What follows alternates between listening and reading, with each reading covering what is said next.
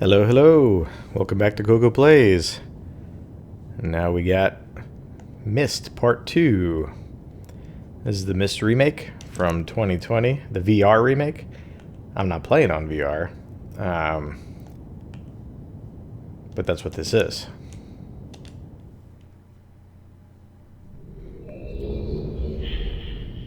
I need to keep an eye on if my camera is put in a good place. Probably is.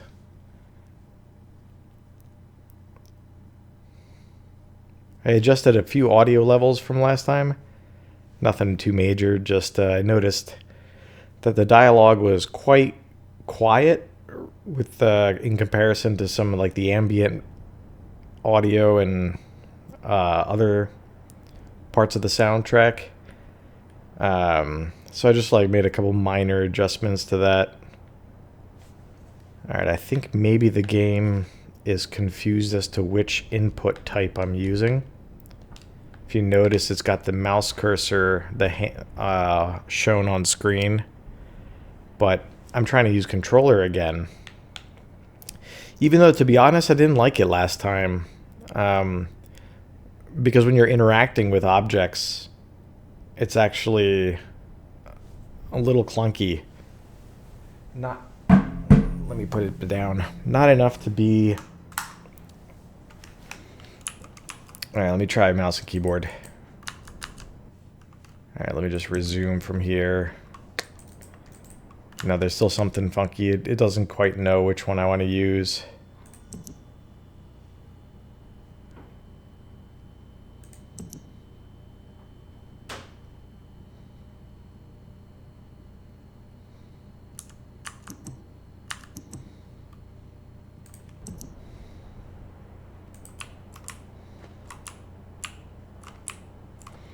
The performance is terrible right now for some reason, too.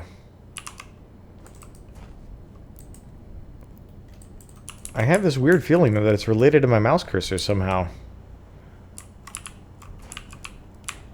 Or this confusion in the game. You know what I'm going to do? Is I'm going to use controller, but I'm going to kind of reload from where I was. I don't know if the controller is always on screen. The mouse cursor might always be on screen when you're using keyboard and mouse, as it was in the classic Myst games.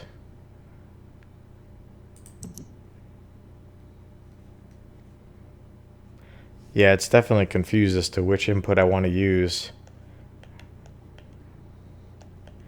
Alright, let me just not touch my keyboard and mouse, because I think, like, if it detects mouse movement, it thinks that might be an attempt to use keyboard and mouse. Let's try this.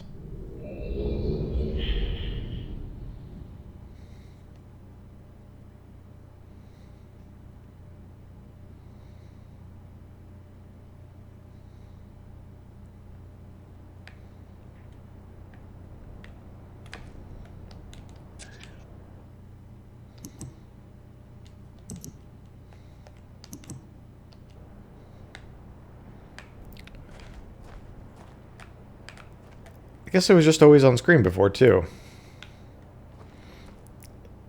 Yeah, I think I just forgot that the mouse cursor was always on screen, even if you're using controller, so that you could see when you can interact with stuff. That makes, total sense. Alright, I guess I'll keep using controller to avoid just making this stream boring. So my goal with this stream is to just talk about Myst and, what I like about it and comparisons between this version and past versions. And then ultimately to get a game... Oh, I forgot to bring over this drink that I set aside for myself. I'll get it later. But ultimately to beat the game so that I could try the new age that they added. You know, it's fun to try new stuff, and I think you can't access it unless you have a completed game. So either you completed the game before they released it, and then you just load a completed game file and it activates, or you beat it. Alright, so I guess we'll do this world next.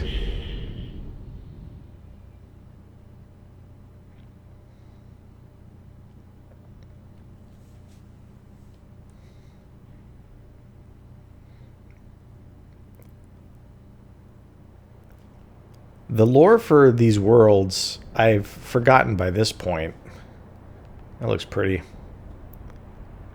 But I have like a memory of, you know, the gist of this one. And the lore on this world has a lot going on. Yet the environment that you go to and interact with is like barely anything at all. Which again, you're dealing with a game from the early 90s. You know, needing to give you puzzle environments with a story without overburdening itself with complexity. So, but I like the way they've rendered this, sort of like Giant's Causeway type of geology. It's pretty to look at.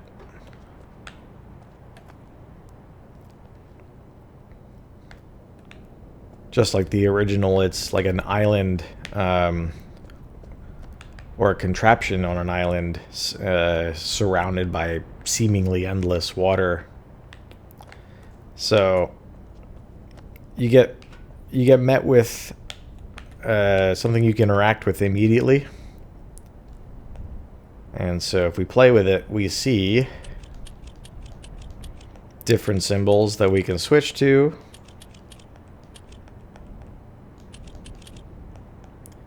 And then a button on top. So it kind of registers as a combination solution. So we're kind of told immediately that to make progress through here, we have to find what the code is. And it's the way back. It'll open this down to a path to the Myst linking book so we can return. So even if we didn't know that for sure, like, you know, we at least know we have to find a combination for some purpose. But if we've been to some of the other worlds and observed that oftentimes the Myst linking book is pretty close to where you start. I guess that's not true. Like overall, there's a Channelwood. It's close, but you don't know that it's close by. You gotta activate the elevator that goes all the way up to that's all the way in the back, I should say. But in any case,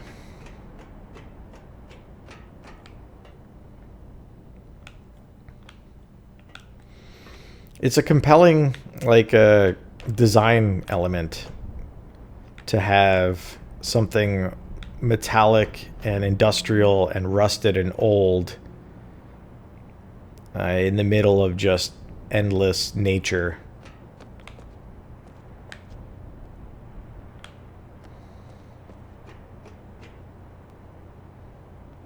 Like design-wise, it's a stroke of inspiration, and you know, like with the rest of the Myst worlds, I appreciate that there's a difference between them. Like last time we went to Channelwood, and Channelwood is a lot of people's favorite because it's just like a scenic stroll through trees, and this one, you know, might not resemble a place that we're familiar with from like Earth, like that, you know, we can go to, but it has elements that we're familiar with, and just like put together in a very enigmatic and compelling construction. There's this isolated piece of engineering. And then it's got these other thematic touches of like gears and stuff. And so we'll figure out that this whole place rotates around. So it's like a station that rotates. And here are the gears that make it move, almost like a clock. Really cool. And they've put in things in this remake, like oil, used to, like, I guess lubricate the gears or whatnot. The mechanical components mixed into the water there, creating those like oil slick rainbow patches. Really neat.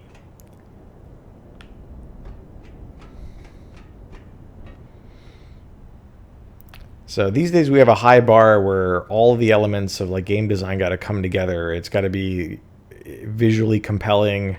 The story's got to be interesting and related to it. And I think, Myst is something that started pushing the bar in that direction, but it's almost like a, prototyping ground for these things.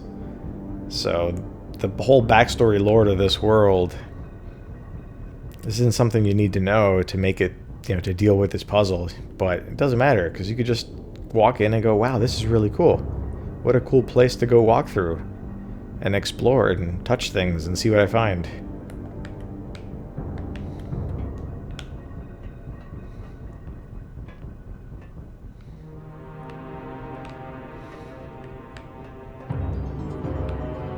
It is unfortunately a small, interactable environment. As many of the worlds are, this one might be a bit more self-contained and whoa. Kind of a small square footage over which we can traverse than the other ones. That's okay. Everything's just condensed. So we got a creepy room here.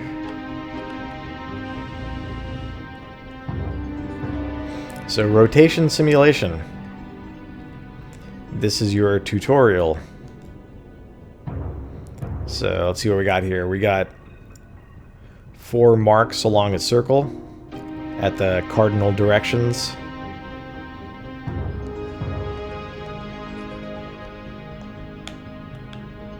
Whoops.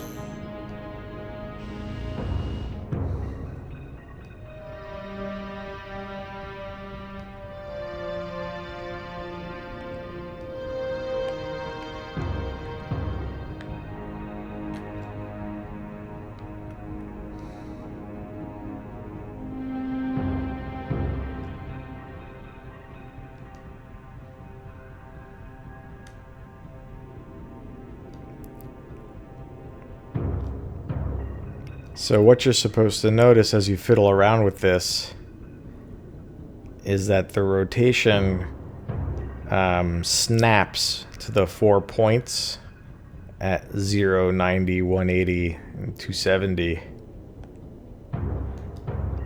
And you use the one lever to lock the snapped location in place, and the other one to move it. So that's that for now.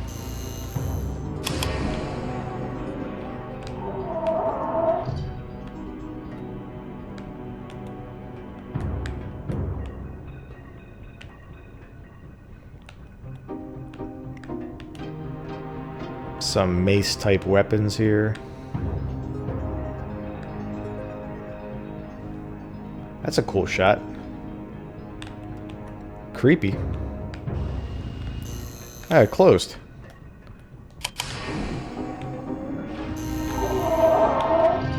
Why'd it close like that? Huh?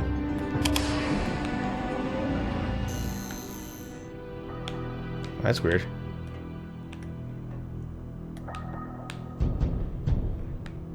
If you want to make someone look creepy, give them like potions and things and knives.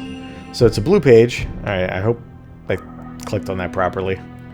But blue pages correspond to Akinar. So I guess this is Akinar's room or so. Awful.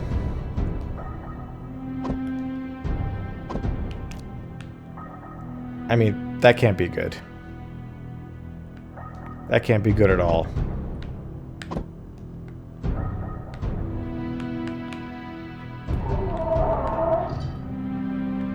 Alright, let's see what happens here.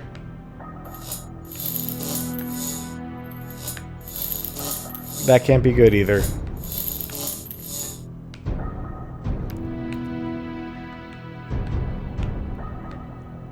So as you're going through these worlds and, you know, seeing these places and getting to know, I guess this is where the brothers were, trying to piece together what you can about their personalities, they're both just way too fucking creepy for you, like, to even consider trusting either of them. Like, while Cirrus might be a bit more of, like, the reserved and, like, intelligent evildoer who can, like, speak with some politeness and have a veneer of... Oh, whoa.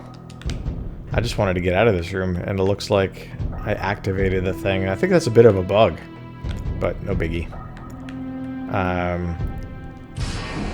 It doesn't take much to see that, you know, underneath Cirrus's veneer is the same disgusting stuff as Akinar.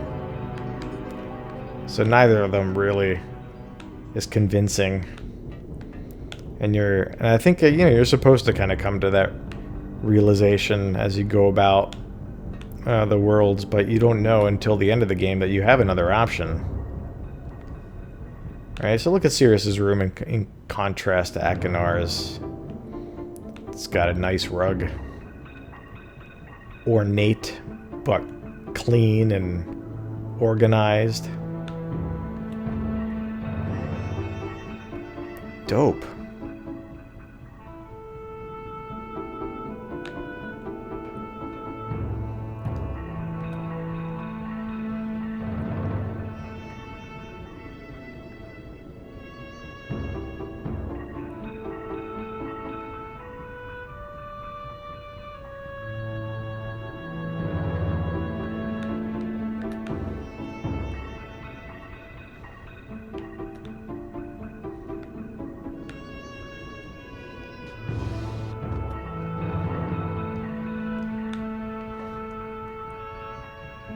Yeah, these things are a little tricky to interact with controller. So both brothers have a secret room in this place. Here's his page.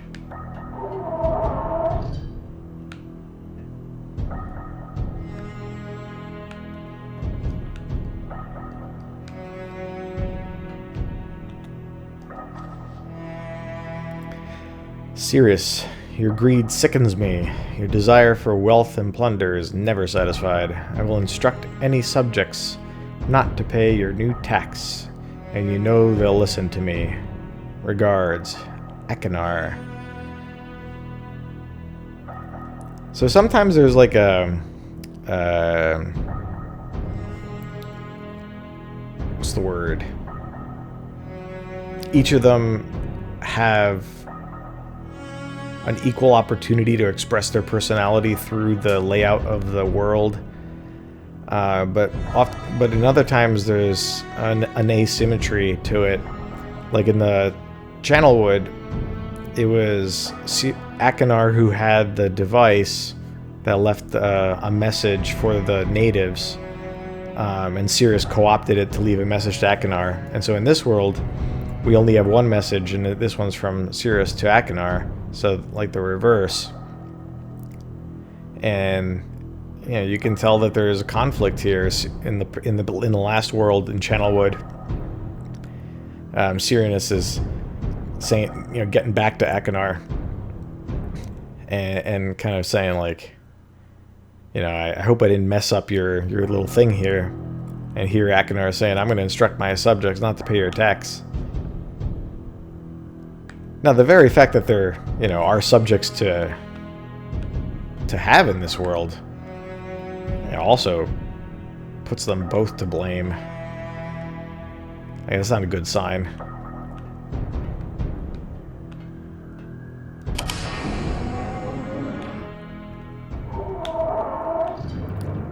Neat.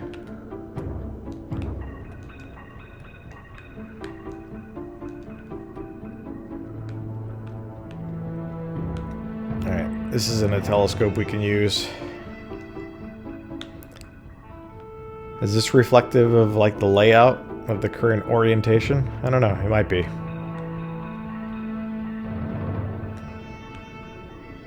This is a cute nod to Myst Island with spaceship age and ship age.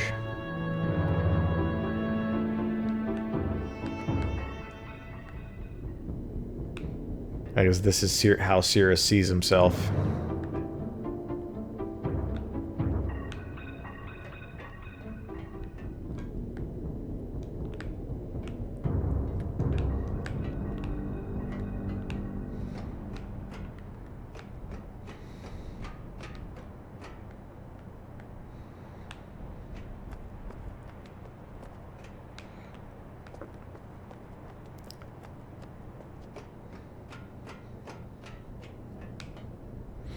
Alright, we explored both rooms. We found a simulator to rotate the place. And we noticed that there's another one of these islands we can't reach. So, let's see what we can figure out.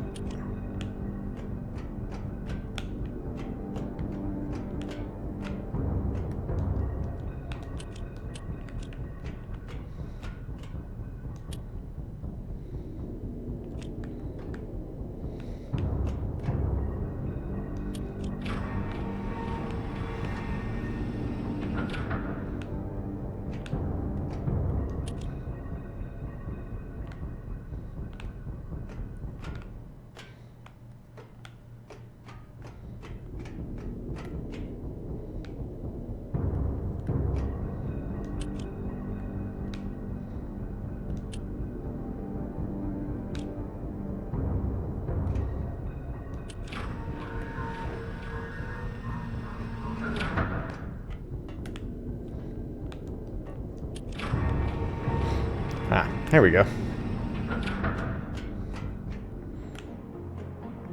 So this is like an engine room of sorts.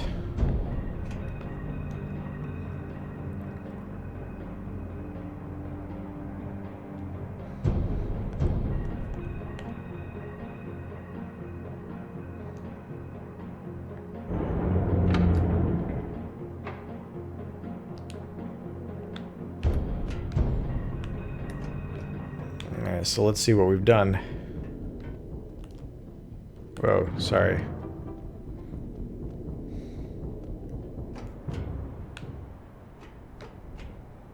We haven't moved it yet. We may have to press a button to activate it. Probably.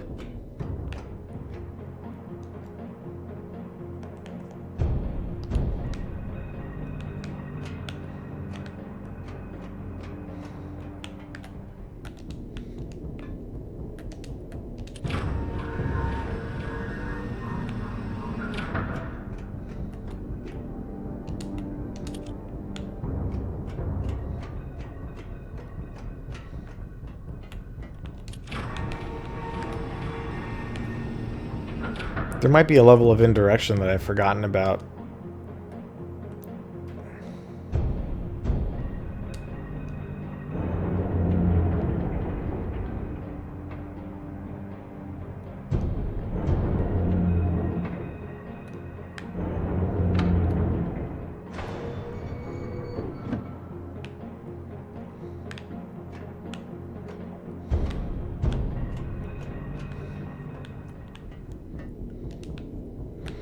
Ah, yeah, there was. That's right. You use the bottom thing just to rotate this elevator. And then that gives you access. And yeah, there's like the delay action button.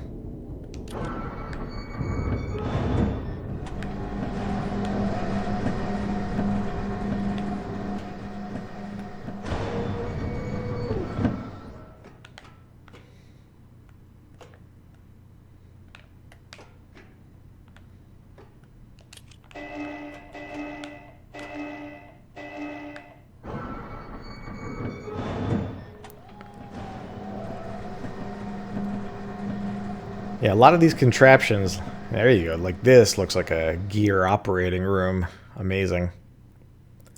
A lot of these contraptions are fun for puzzle design, like abstract sense, but for a game in which to provide that purports to provide a story for these things, it's hard to figure how they might come up with these things. All right, what was the orientation to start with? I forget, but we'll just go through the stops in order. So unlock it, and then go over here and let's just move it one stop along, probably. Lock it into place. And we heard a noise, and that reminded me that in the original, there was the sound cues that correspond to the cardinal directions that were the same as the one in the spaceship age here. And I haven't heard them yet in this game, so I don't know exactly what sound effects they've used. But, like, I think all players probably use a different onomatopoeia for what the sound was. I remember like swish was one, and bing,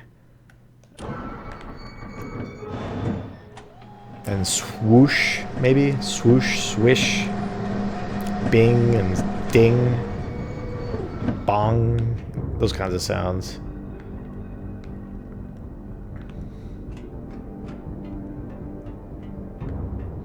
I think we moved it enough. Let me take a look at this clock. It hasn't changed. We are looking at something different out there, I think. Sweet. Looks so cool. Yeah, so it's essentially just a convoluted way to find two components of the combination. And these are the kinds of things where you gotta view them as like kind of prototypical concepts for story puzzle games. Because it's just like levels of indirection for no reason to just hide parts of the solution through just minutia, in a sense. Minutia is not like exactly the right word, but just kind of artifice, like puzzle steps.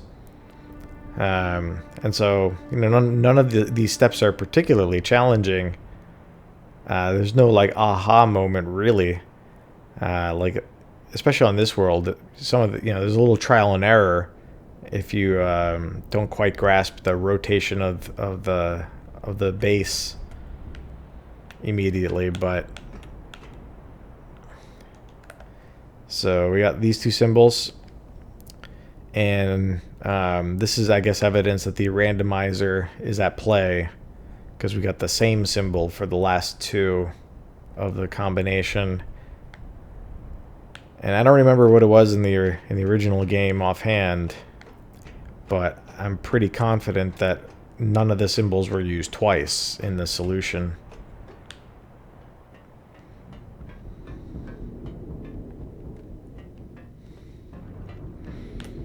So we just got to go repeat this whole thing.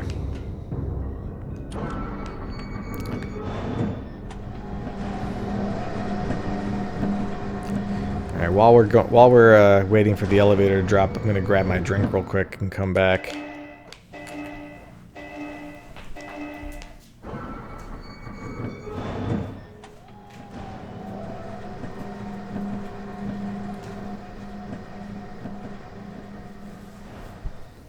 I have returned, which is something similar to what Atris says in Riven. When you start Riven, I think he's like, "You've returned." Alright, let's try the same exact thing again. Just unlock it and move it a tiny bit.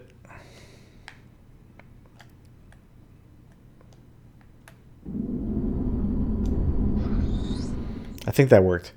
Because if you go about halfway and stop, and you've gone beyond halfway, the snapping effect will drag it to the next one, and it looked like it kept going forward.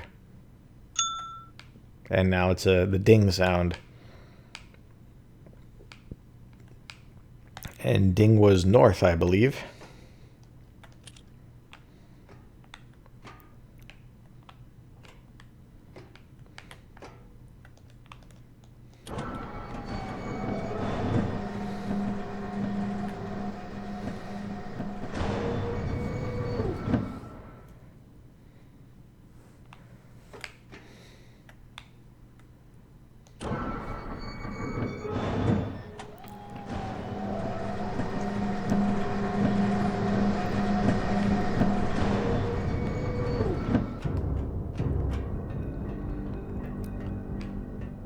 So now we run out. And so there's 4 sides. And we need 2 of them for the combination solution. There we go. And we need 1 for returning. And so there's the last one doesn't have anything. I might be misremembering it, but I kind of recall like a behind the scenes thing talking about how just a lot of this stuff was rushed because it had to be to get the game out. I think you can interact with these. You just, oh yeah, there's buttons.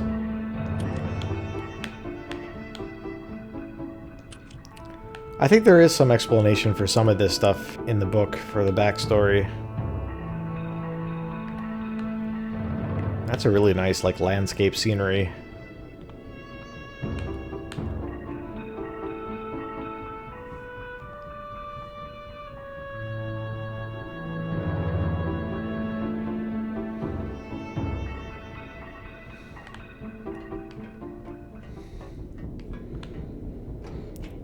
So now that we got both sides to the combination, we just got to go back.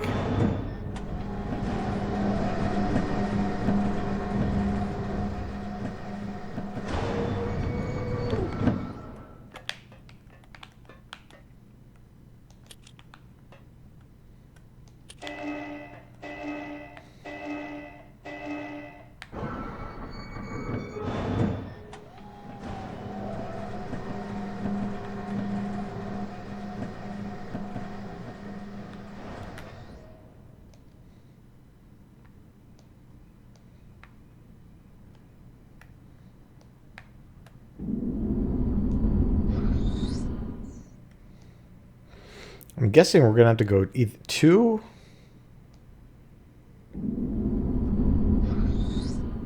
Let's try going 2.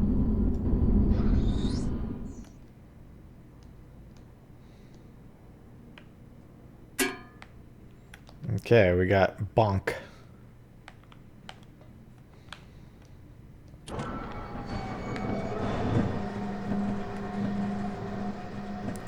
Which I guess is south. Since we were at north with ding. I'm pretty sure ding is north.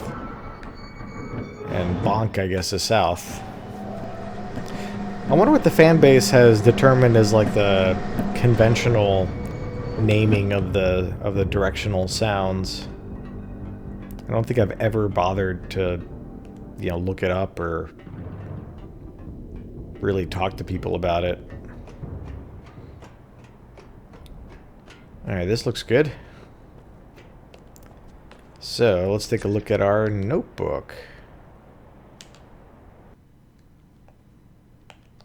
I used the, not the in-game notebook.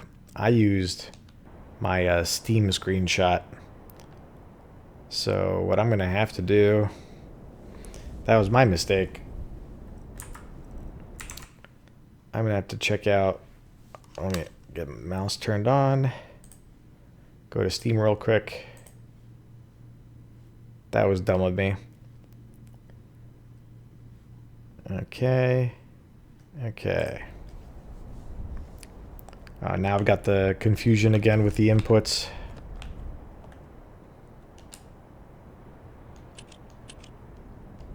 Oops.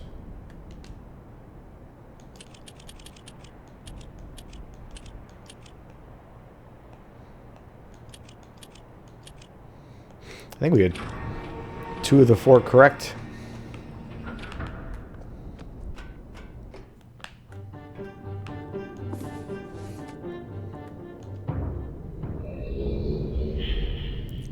Back home.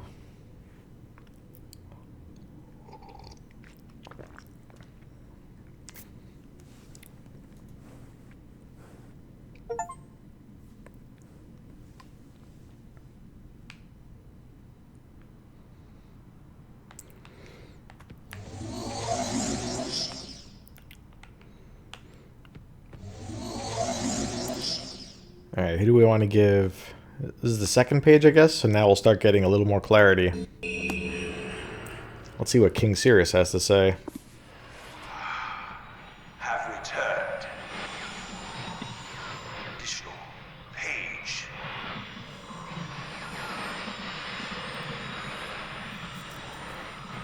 From my prison on this forgotten island of Myst. So they give us some. I see that you are. I am called Sirius.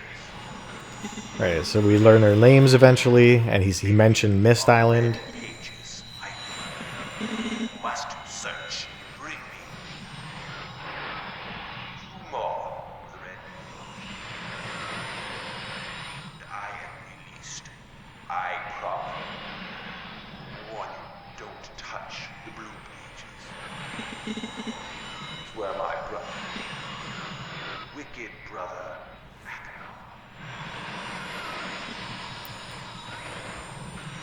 he is a man of distorted mind and senses.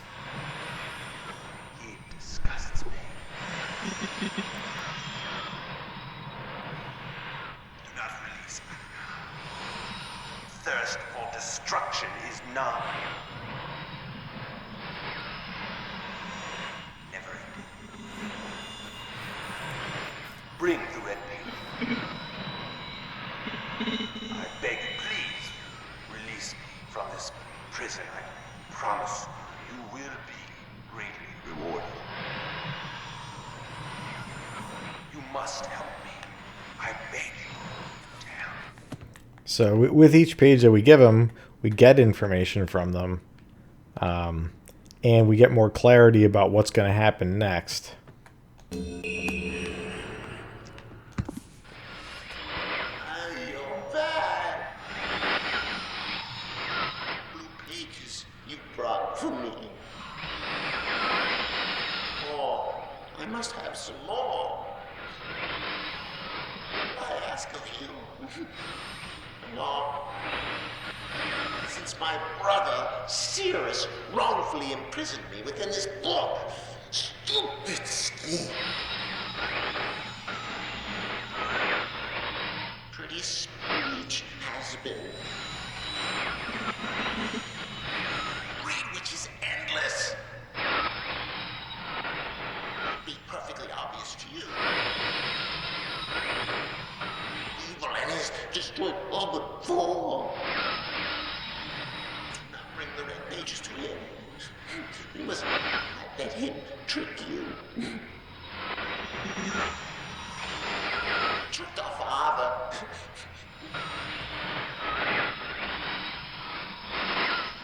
Hideously murdered our father. He'll trick you. He'll murder you. Oh, damn. Don't touch the red pages. You to bring the blue pages. Listen to me. Listen. You must obey me. Yeah, so we also get information that Sirius, according to Akinar, killed their father. Like, that's intense to find out. So the story deepens with each page, and then their relationship gets more developed, and the goal. So at first it's just you can barely see him, like, bring me blue page, bring me black page. You're like, okay, I gotta get him another page. Maybe the picture will become more clear, and as it becomes more clear, they tell you more things about what the goal is. And definitely don't trust the other guy. He imprisoned me. And so on and so forth, and little drops at the backstory too. Like Sirius mentioned that the place is called Myst Island. I don't know if there's anywhere else where that's explicitly said. Maybe in the books somewhere. Oh yeah, definitely in the books. But having that confirmation, and now you find out, oh, they have a dad, and he imprisoned and killed him or whatever. That's something interesting. So that's what's up. The animated Cirrus and Achenar are nowhere near as good as the video recording of actors. They both books have the character in like the same position on the frame, not moving really, just like maybe kind of like their head slightly adjusting back and forth while their mouth moves to deliver the dialogue. But other than that, and like there's nothing to the expression of the animation to convey anything beyond what the dialogue says, and that's absolutely not the case with the video. Like Akinar's especially, I remember I forget which page it happens in, but there's one where like the video of him responding to that page starts out with like an extreme close up, as if he's like hovering over the camera, and he like takes a step back, once he realizes that you're interacting with him, and it's like a little bit of a jarring moment because his face is completely filling up the screen, and then like he pulls back a little bit, and he moves around much more violently than Sirius, so it conveys. It supports what you learn about their personalities through the other means.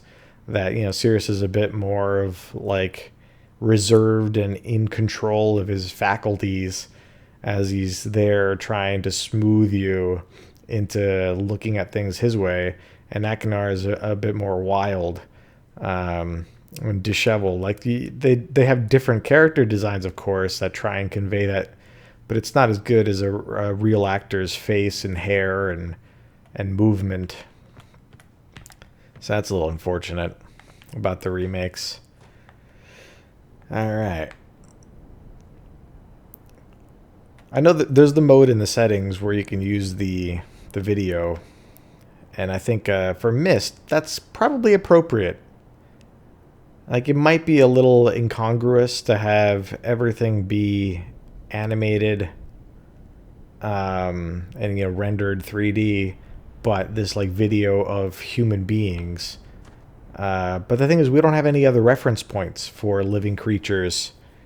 I guess we have like birds, but like humanoid creatures in this world, to make them seem out of sequence. That was one of the keys to the original Myst, to deal with the problem of how do you have people in a game like this. Well, easiest thing is you don't, at least not really. You have these very well-defined and small interactions with people that you can do with like the embedded video, that doesn't break the illusion of being in the place they're giving you with the pre-rendered images. And so you could maintain that in Myst. I think in Riven with an Unreal Engine, you probably can't, because, at least not as easily, because the characters are live in front of you and they move. And conceivably you can move while they move in some cases in Riven. And so if you want to maintain the illusion that you're a character in this world and these are people in this world, then they kind of need to be animated in the same environment as you and the rest of the things, so that they feel like they're there while you move, and watch them move. But for these two guys who are in a square in a book, you could get away with having video of recorded real world human actors. All right. So we got two more places. We got this ship here and the spaceship. I think I'll do spaceship next. Maybe. Yeah, all right. I think I remember doing that one last many times because it was the most tedious. But let's just do it now. So what we need is the key from the tower rotation.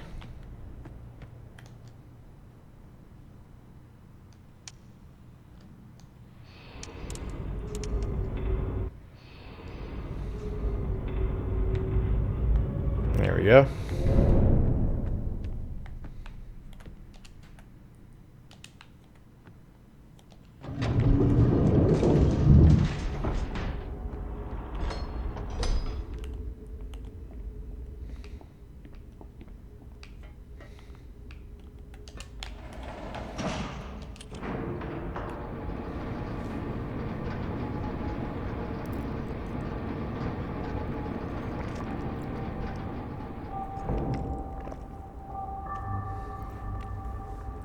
I actually find it kind of amusing how they've added this button with a light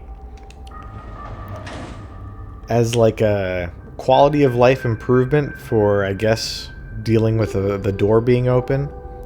Like, you know, this button doesn't work, and therefore there's a light to indicate that it won't do anything. Which is kind of the same as if you just pressed it and it didn't do anything.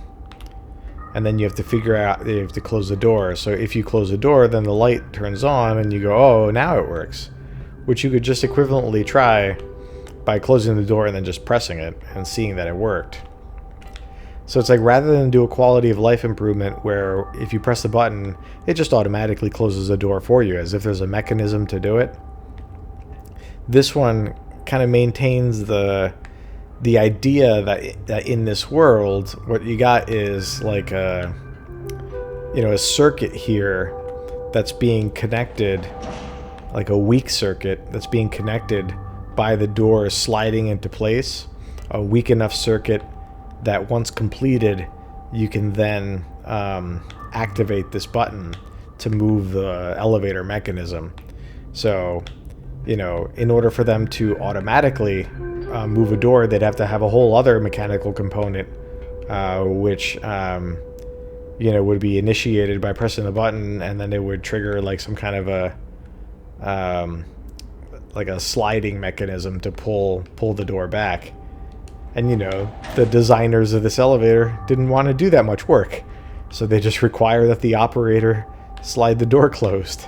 And the only mechanical innovation and effort that they wanted to put in was the lift contraption for going up and down.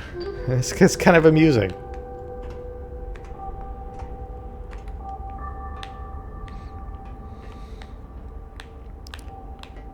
Yeah, so there we are looking out onto the spaceship.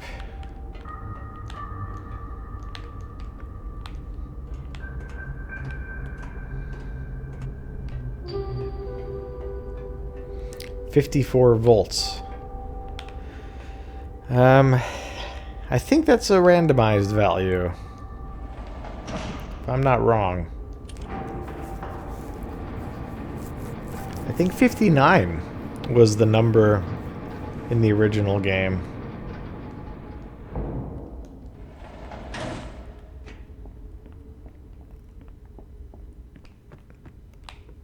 So last time we had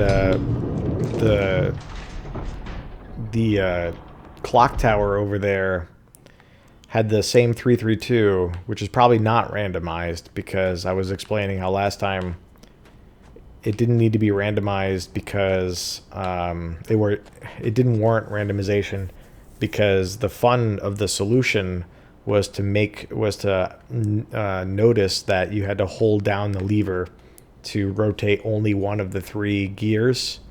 That would then allow you to obtain the correct answer. And if you randomize the solution, you might not require that, which means the player might not ever need to actually do the puzzle. Now 54 for the power, it might be somewhat of the same case. Not really, though. So I'll explain that as we go. So it's I think it's not going to work right now anyway. You have to...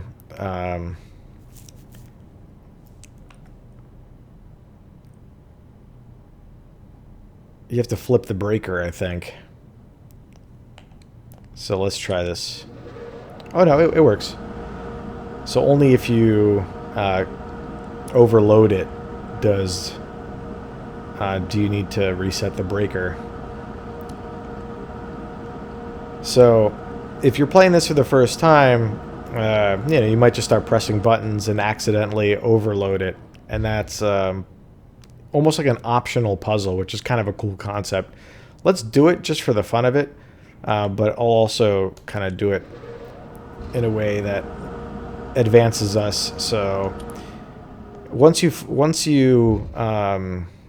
if you overload it, then to be more careful about it, you will do this and do it one by one and keep track of how much power is coming through for each of the buttons, and then do the math and say, okay, what's the minimal set to get me to exactly what I need for, which I think was 59 in the original, and here is 54 for us.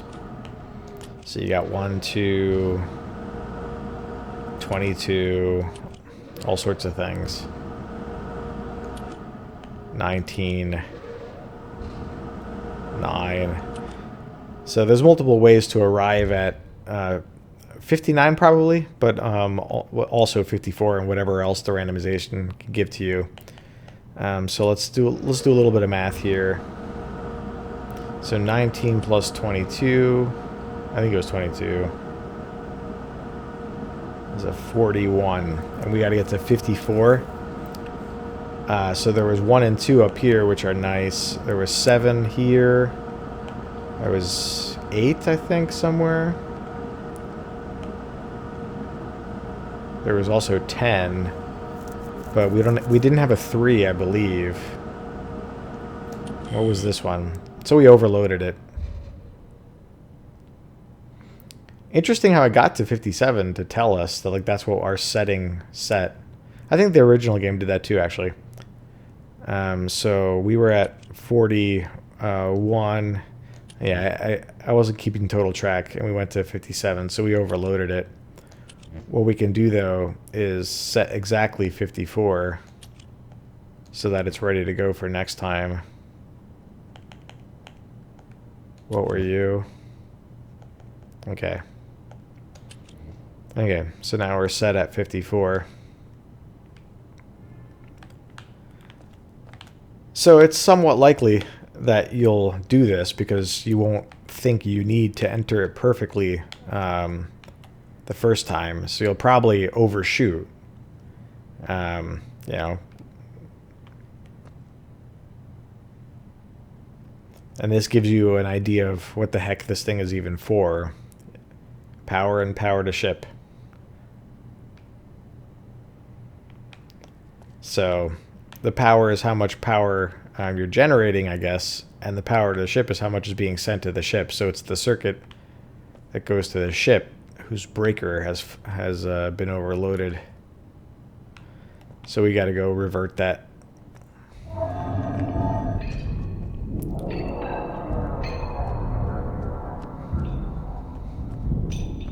In the original Myst, with like the point and click, you can't go absolutely everywhere. So you learn what the complete map of the place is by mostly trial and error, or just, you know, breadth first search, or traversal, I should say, not search. And you know, see that there's this ladder you can go up. You know, maybe you miss it, but like if you do just a little bit of exploration, you'll notice that it's here.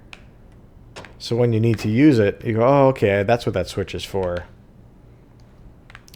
But in a 3D game, you know, now the burden of guiding players towards what's explorable lies to things like this, like path design, and whatnot.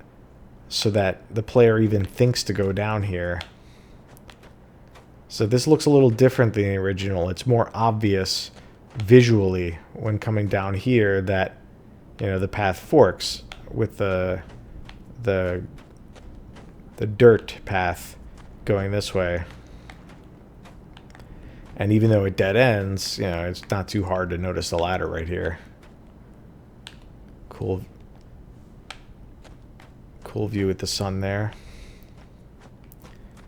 So we don't really need to go back down to confirm, I think. I think we've powered up the spaceship by resetting the breaker.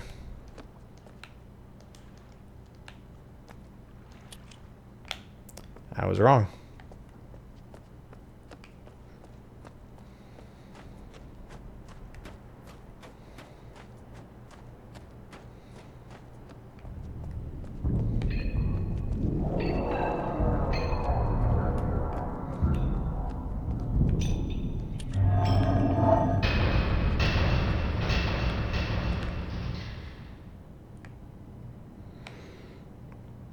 Do we have to press something in order for this to work?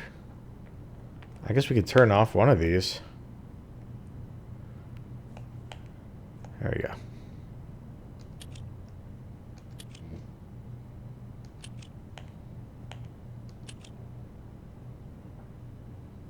Wait, how come...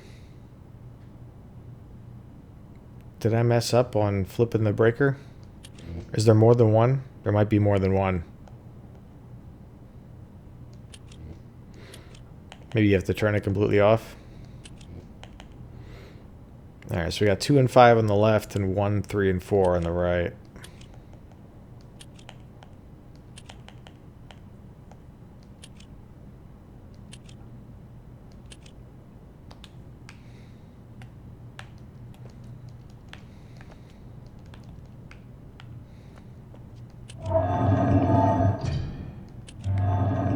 I don't think closing the door matters.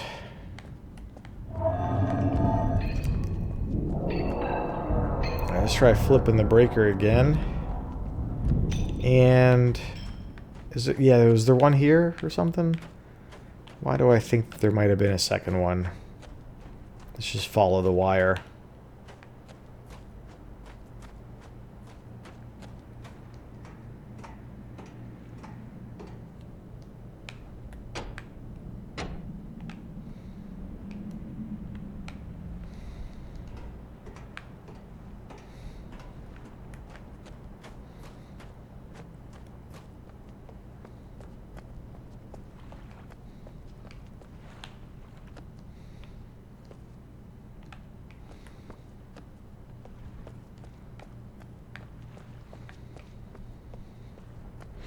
Alright, we didn't do anything differently other than having all power off when we reset it, which might be necessary.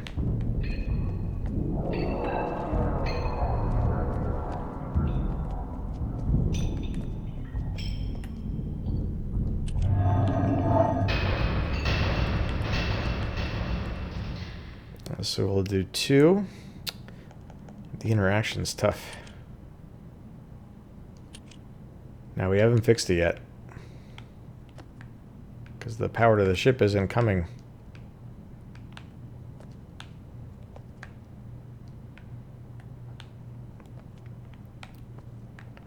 Yeah, there's something we're missing for resetting it, and I don't immediately remember what it is.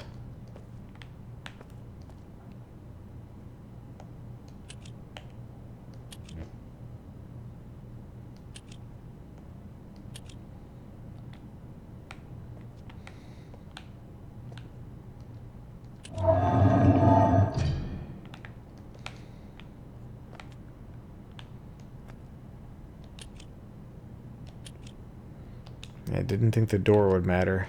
There's got to be some other breaker-related thing out there.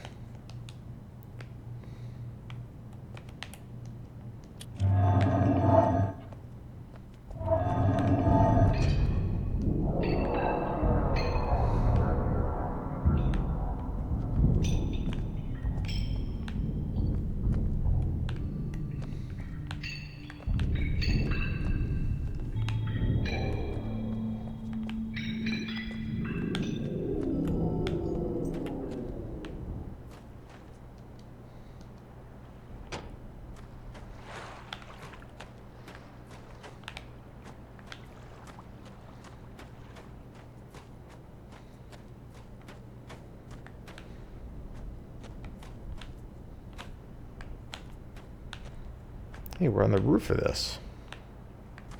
That's kind of neat. Ah, there it is.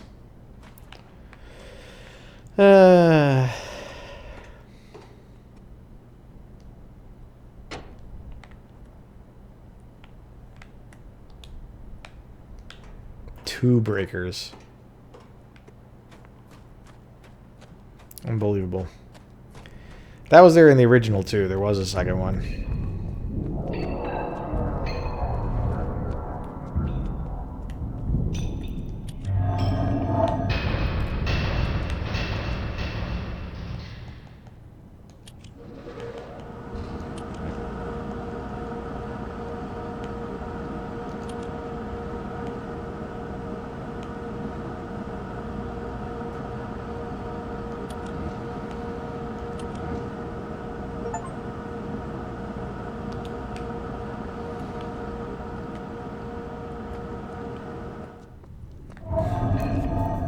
They should have an achievement for overloading the circuit and resetting the breakers, because it is optional. You can hear the power going through the cable.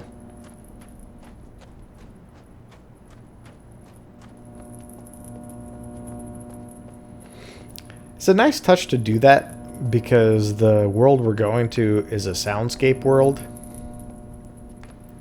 And introducing that is a wise. And of course, if you don't notice the power, there's the big one here. So again, you come here.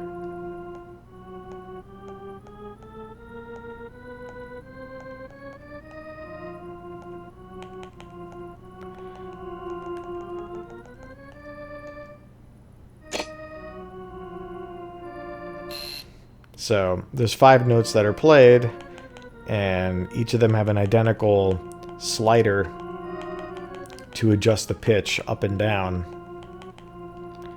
And then you press the button and it plays all 5, and it's got to match the sound.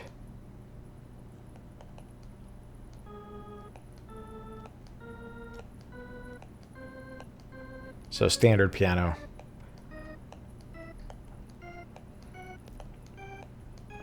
So Atris and Sirius and Akinar have some relationship to Earth. If they know about, the piano instrument in that formulation. Amongst other things. So all 4 of the worlds on Myst Island aren't equal in terms of what it takes to get to them and what you do once you're there, which is kind of a neat thing. It's a game that has like a structure to it. Go to 4 worlds, get pages, return. But it's these little things that complicate matters that make it more fun. So Spaceship Age is like the one that has the most stuff to do to get through it, and that includes getting to it in the first place. And it's the only one of the 4 that requires that you go read to find an answer, which is an interesting choice. The rest of them, you get backstory on the world, but it doesn't matter if you even find that there's books in the library at this point with text you can read. But here, the idea is that you get to that piano and the notes, and you're like, well, I don't know what it's supposed to be. It's a combination, clearly. You need 5 sounds, 5 notes, but you don't know what they're supposed to be. So where do you find that? Myst Island is pretty limited in size. So, if at some point maybe you keep trying and you hunt around and you examine the library again and you find the books. And if you find the books, then you're very likely to find the answer. All right, so I think it's this one. Yeah, with the crystals. So you don't necessarily have to read everything, I think. Yep, there you go. We recognize that. Boom. Is this randomized too? It might be. I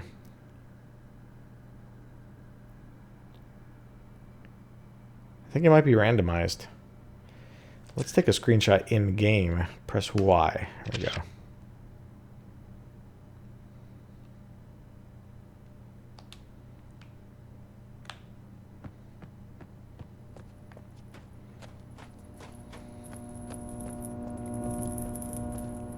So this is an interesting game for streamers because now they're going to have to probably hum pitches on stream. That's fun. Okay, so let's try and go one at a time.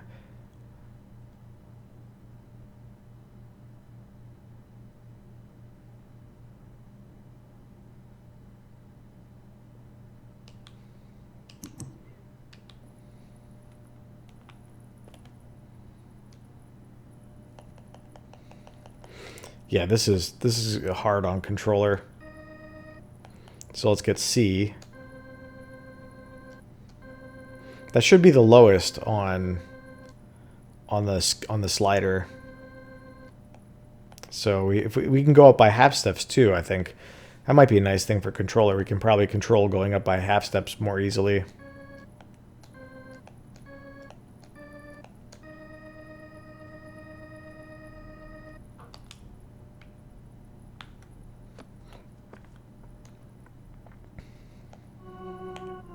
No, it's not.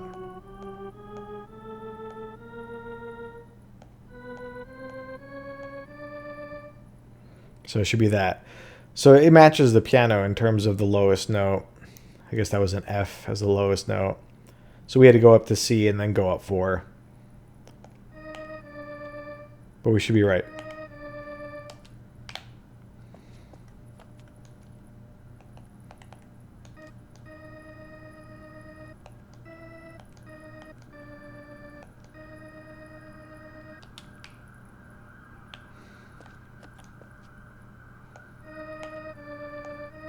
There we go. Now it's right. Okay, so that's our first note. And so we started on F, I believe. Let's check. Let's confirm that next time that it starts at F. Yeah, that sounded right. Okay, so let's look at our picture for the next note. This is a little cumbersome than doing it on paper.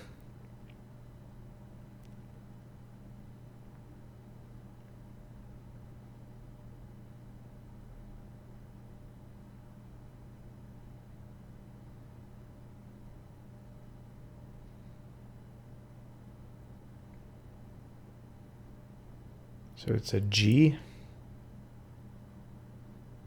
F.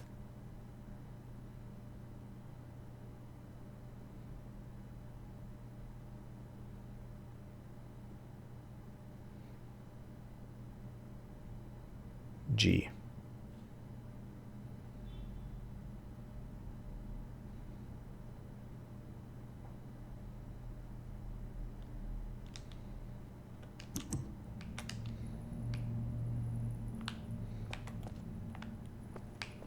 We should probably get the sound in our heads.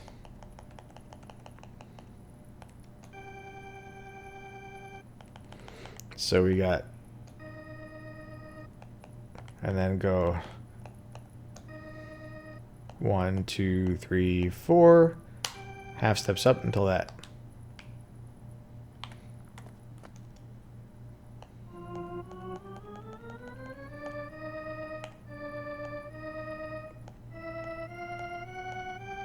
Yep, that's G. And I believe the next one was a half step lower. I've been trying to kind of do it one at a time, mostly for the stream rather than trying to rush ahead. But I'll try and be a little faster now. So it was a half step down, so that one we can kind of shortcut it and just go to G and then F sharp. We don't know what key it's in, so, but F sharp is a fine thing to call it.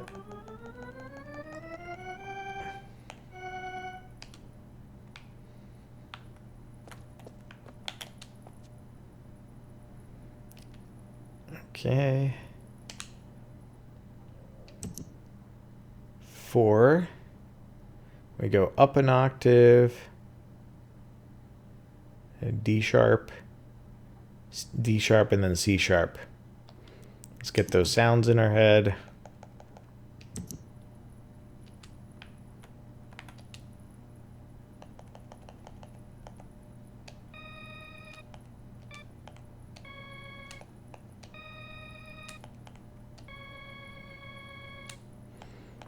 And we can go up in half steps from the G. 1, 2, 3, 4, 5, 6, 7, 8.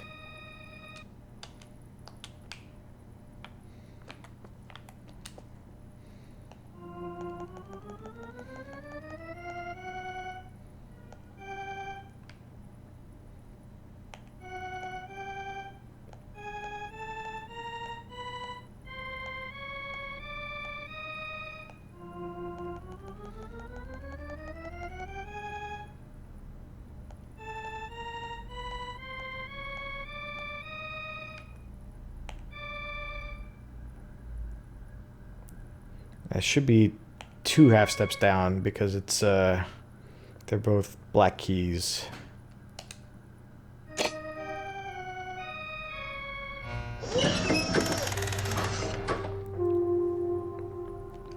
Hooray!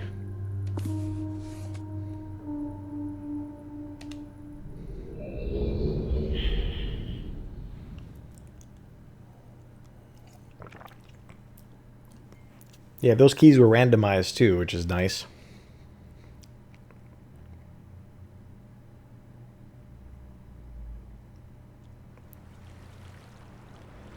I tried to show in the puzzle that like you don't have to be you don't have to have like perfect pitch necessarily to solve it. You can use the structure of musical notation. So I always loved the fact that like you take the licking book to the world and end up seemingly like where you were, but it's not the same. Like spaceship, but it feels like you're starting in the same place, and like you've traveled using the ship to another world. It's just fun.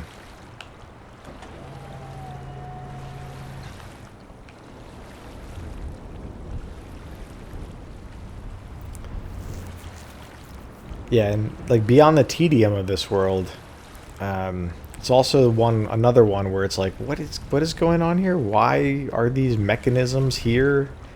And like the backstory that's written in the book doesn't really give it a lot of life, or rationale, I should say. It gives it life. It just doesn't give it rationale. But I think it's important, especially these days, to like allow ourselves to suspend disbelief a bit more and not require that every bit of story that we're experiencing have like a logic proof connective tissue, or I should say foolproof logic, not logic proof. Like hermetically sealed set of logic that allows the story constructs to exist. Like that's not the point of narrative, is to have like a logically perfect universe. And these are vehicles through which to tell stories, and stories are compelling for what they do to the person who's experiencing it, the viewer and the reader. And so there's a level of indirection where through a form of communication, a writer can take a reader or listener or a viewer on a journey, and everything is mechanisms to let that happen. And so you have to allow them to have different uses. And the idea that there's no artifice in them is not the goal of storytelling. It's an artifice. We don't have to try and hide it. But it's how it's used that makes it interesting. And so I'm not trying to communicate that I find it a flaw that there isn't like a logical basis within the world for these contraptions. Like even if they gave them a backstory, like, oh, they were built in like 561 AD by whoever for this purpose. Like, why would that help me? You might make it, you might give it an explanation for existing within the universe, but how does that help me as a participant in the story? It doesn't, and so therefore I don't need it. Okay.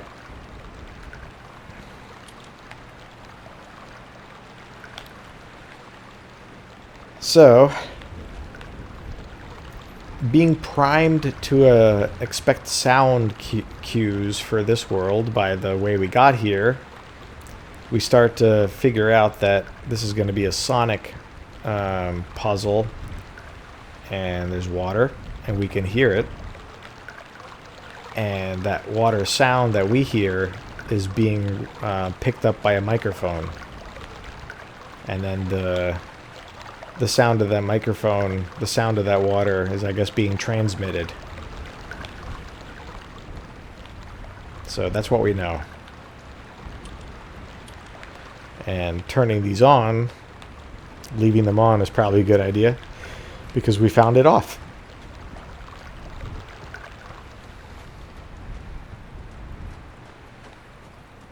So far so good.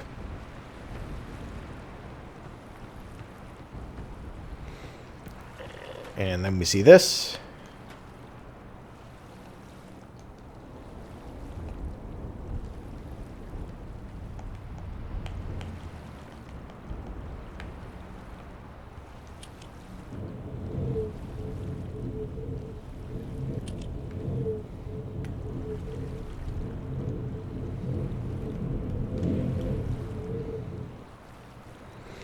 Yeah, this is tough to manipulate.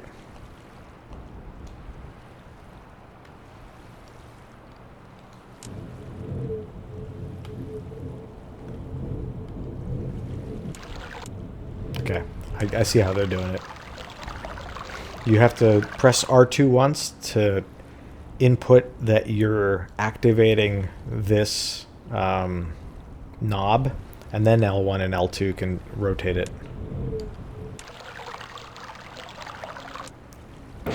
So we switch between different sounds.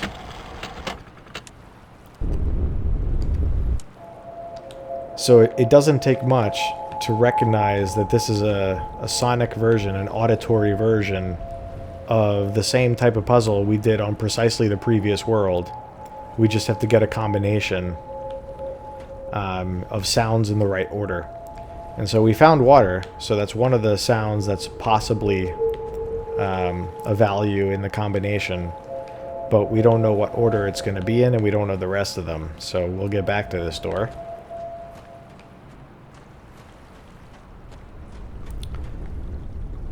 So it's a bit more involved than the previous one, but it actually is more like cohesive as a puzzle, because the other one just had a combination split into two halves and hidden away. This one, all the like degrees of freedom are part of the puzzle, or you know, at least most of them. We got an array of sounds, and each of them is somewhere on this world. So, like, those symbols in the previous puzzle were arbitrary, whereas the sounds, they correspond to something specific on this world, like a pool of water, or a resonating crystal, or a furnace, like those types of things. So we have to identify each of those, and then we have to put them in order rather than the order being given to us. So I kind of like that this combination puzzle is more complete. And it's cute that it's sound. It's just like an inversion of expectation. You know, combination locks are like, you know, a number, which is a symbol, in some order. A set of symbols in some order. And so this just says, instead of a set of symbols, a set of sounds. I think that's cute.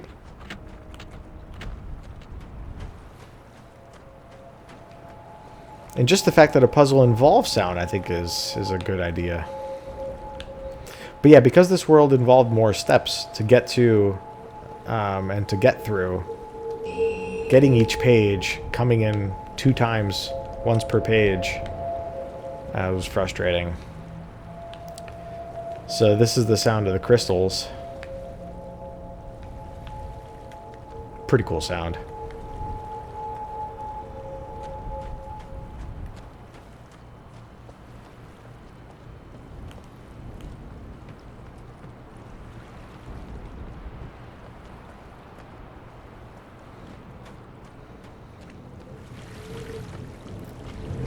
So here's wind.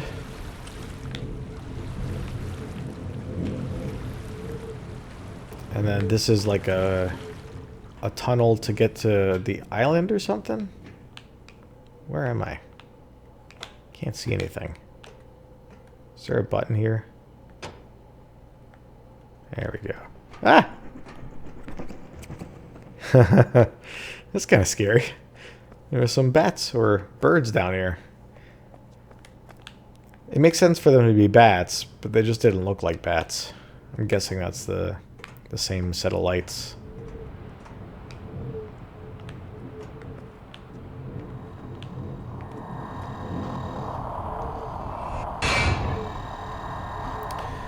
So here's how we figure out the order of things. So I shouldn't have come here yet because you kind of need to activate all of them in order for the locator, the receiver, to match up to them. So it's got kind of cool how they've done this. We got receivers all around this pole, and I guess you rotate it. Let's see. Yeah. So they align to pick up the sound coming from each of the 5 stations. Pretty dope.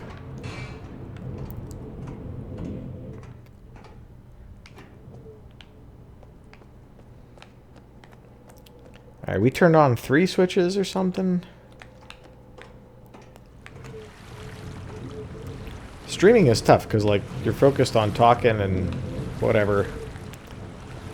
And you know, it's very easy to forget, like, what you just did and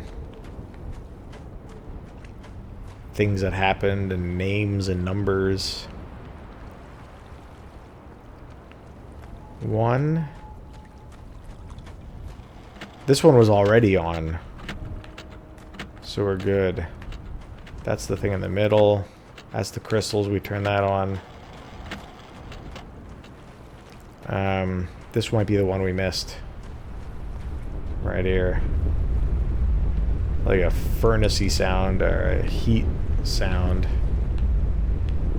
So cool. Geothermal activity sound. Okay, that's all of them.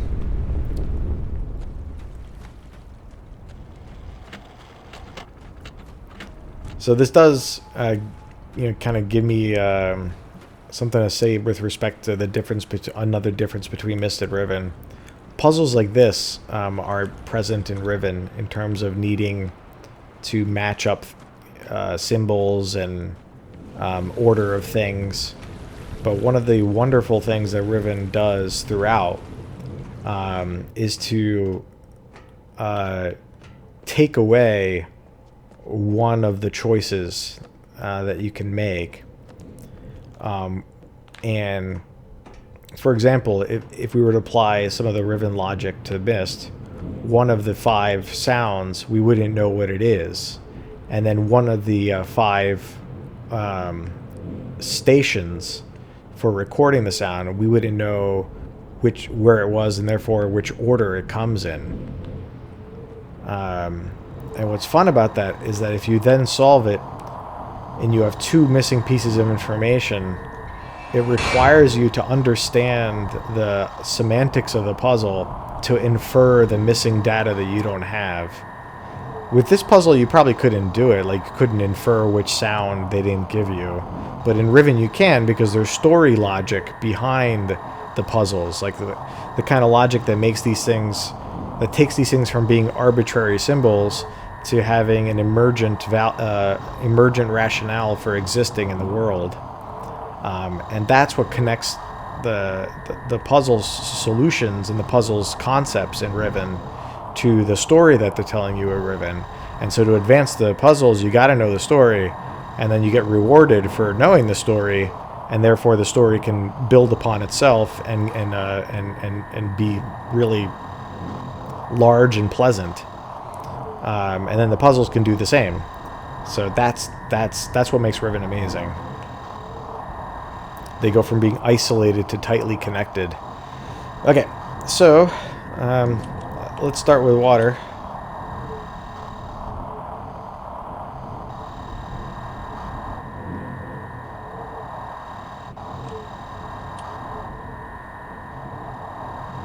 It's kind of cool that you got the cable. I think you had that in the original too. But water was the first one we flicked. Was it that back there?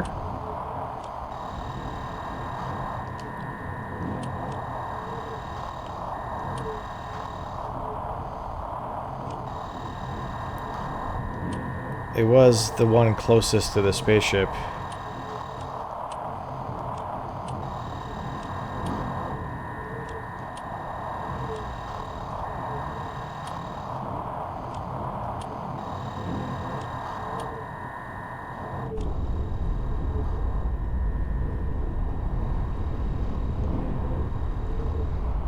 So this was more furnace.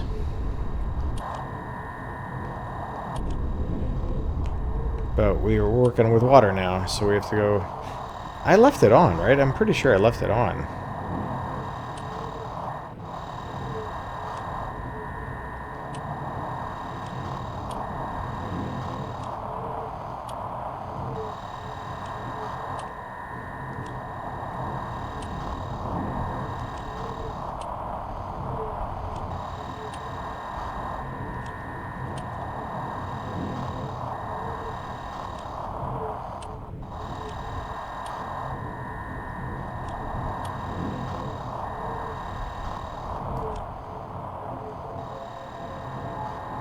Alright, that's the crystals.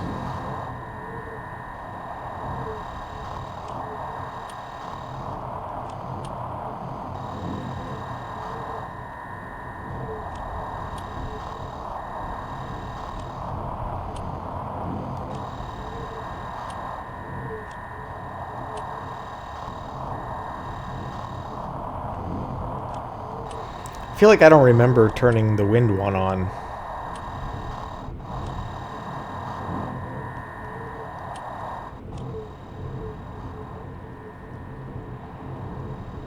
I guess that's it there.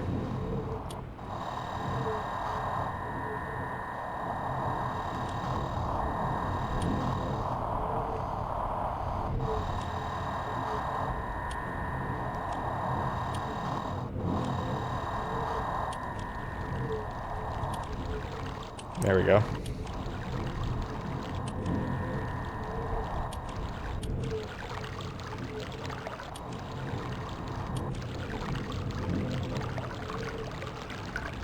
Okay, water is set.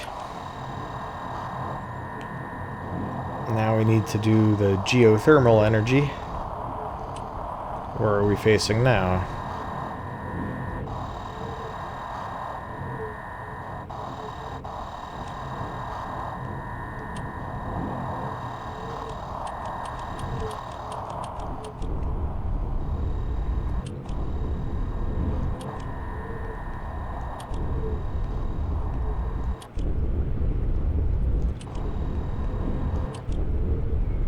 So when you have it precisely positioned, you lose the background static noise.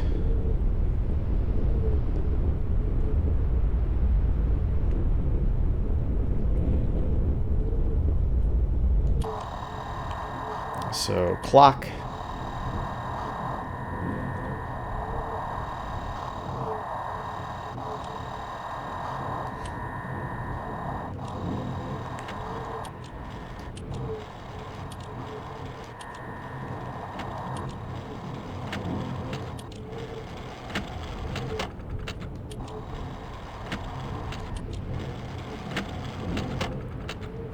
I'm pretty sure that's it.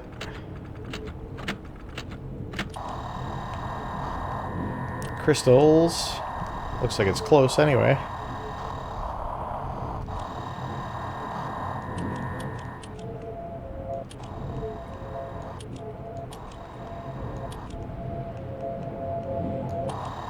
And wind.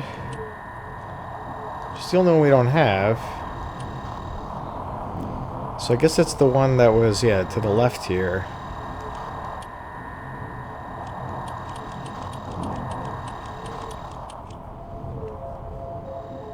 That sounds like crystals.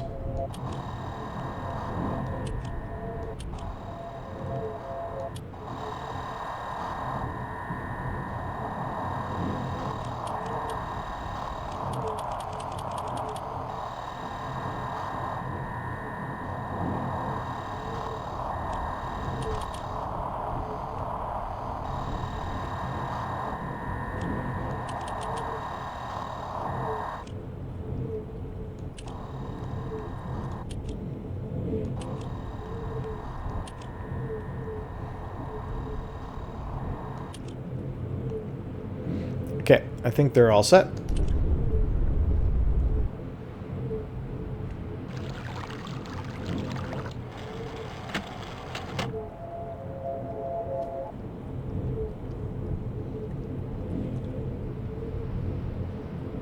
So that tells us the order of them and allows us to match up the sound. You know, I don't strictly think we needed to actually align them to know the sounds. But whatever. Just do it the way it's intended to be done.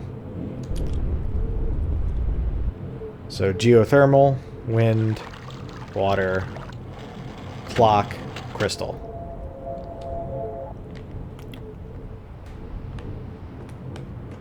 Geothermal, wind, water, clock, crystal.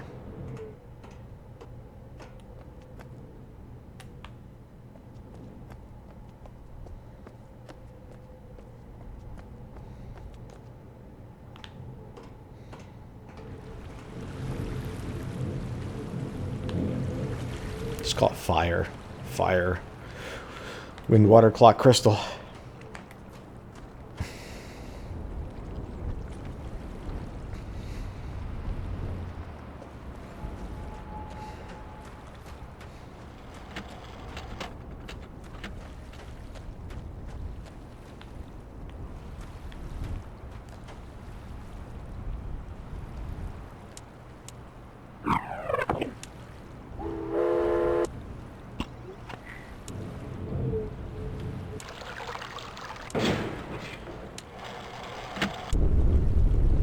That's fire.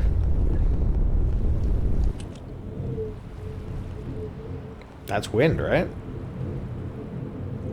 Fire, wind, water. I guess they're all wind.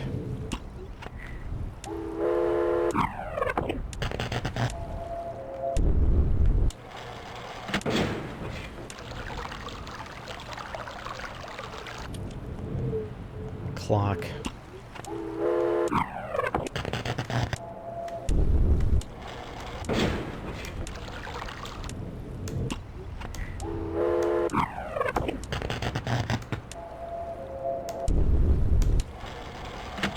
There we go.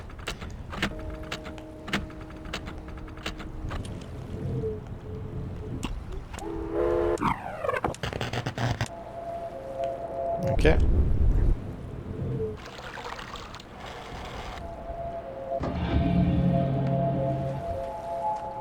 And we got it.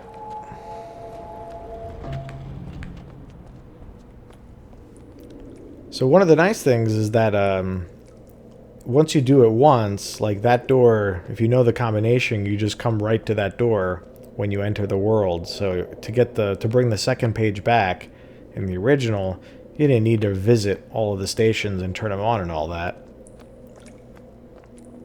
But you still had to do this next part, which takes like 5 times as long as even going to any of the other worlds. Dope.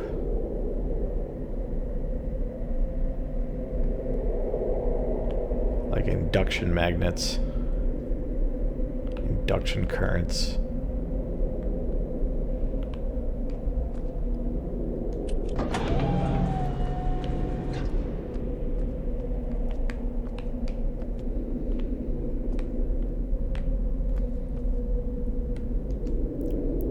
Alright, so you get in here.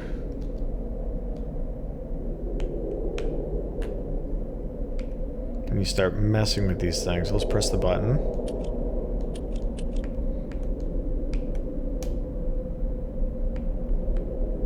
Nothing does anything. Maybe we need to close the door. Classic Myst. You need to close doors.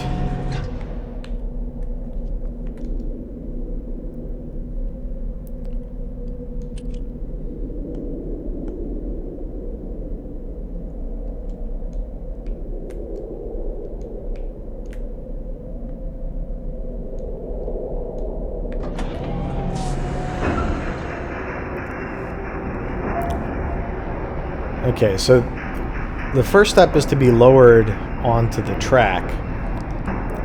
I believe that that's new, at least different between the original and this game. It might have been introduced in one of the other remakes.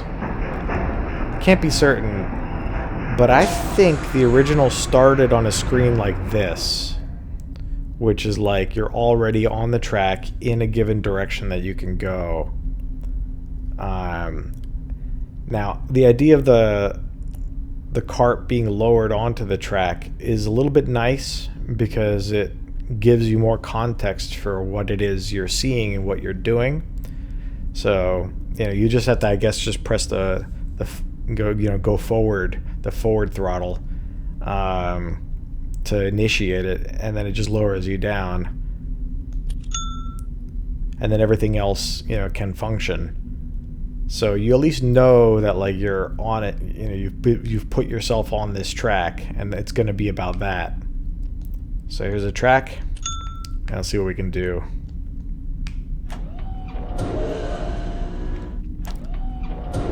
Oh, cool! You can hold it down. That's convenient.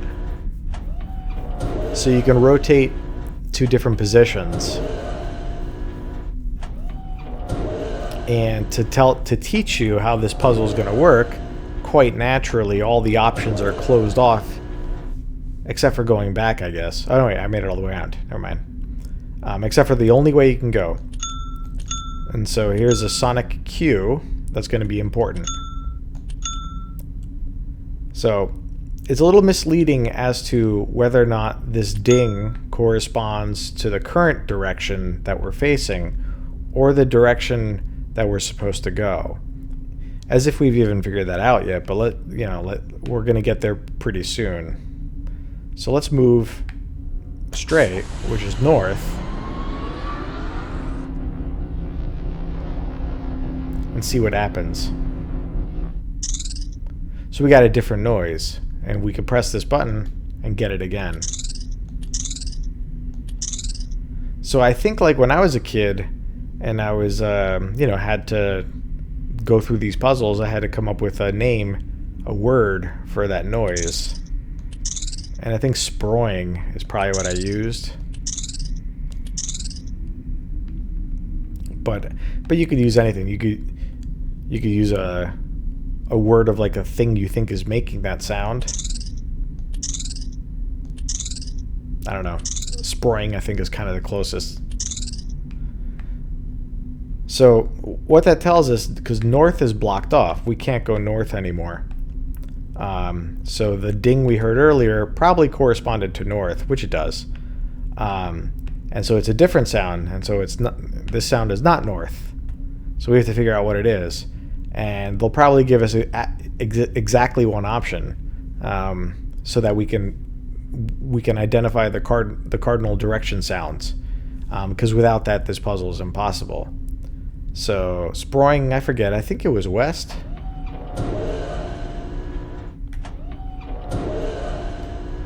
Pretty sure I'm right. Like, I'm not going to go all the way in a circle because... Pretty sure I'm right.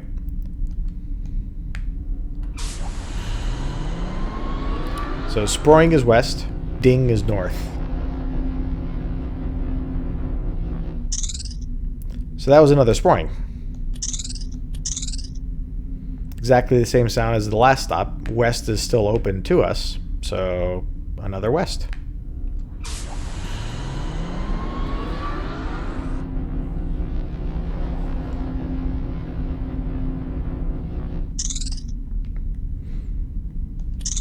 Exactly the same thing. Ignore the animation of the track. It doesn't matter. It's cool to look at, though, of course.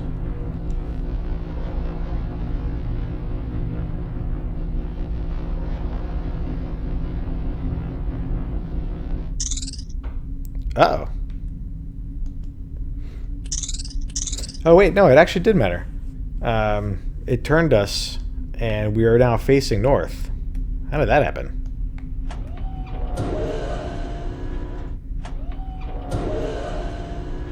But yeah, we got sproing again, right? So we're supposed to be going west.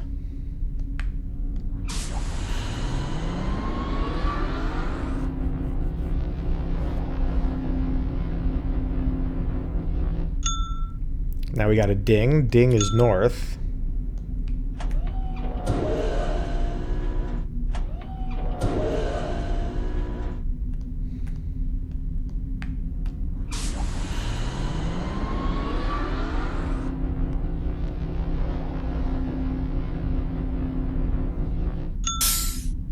We got two noises at once.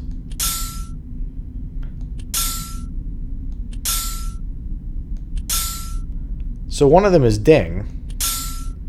So that's north. North is involved. And the other one is a noise that isn't sproing. So it's got to be a noise that was... It's like a shh sound. Like a higher pitched shh sound. I think when I was a kid I called it swish because the sound effects were a little bit different in the original. They're still the same idea of the sound effect, but they're a little bit different. I called it swish. But yeah, it's like a shh sound. So that probably is for east, which means that northeast is the combination of north and east.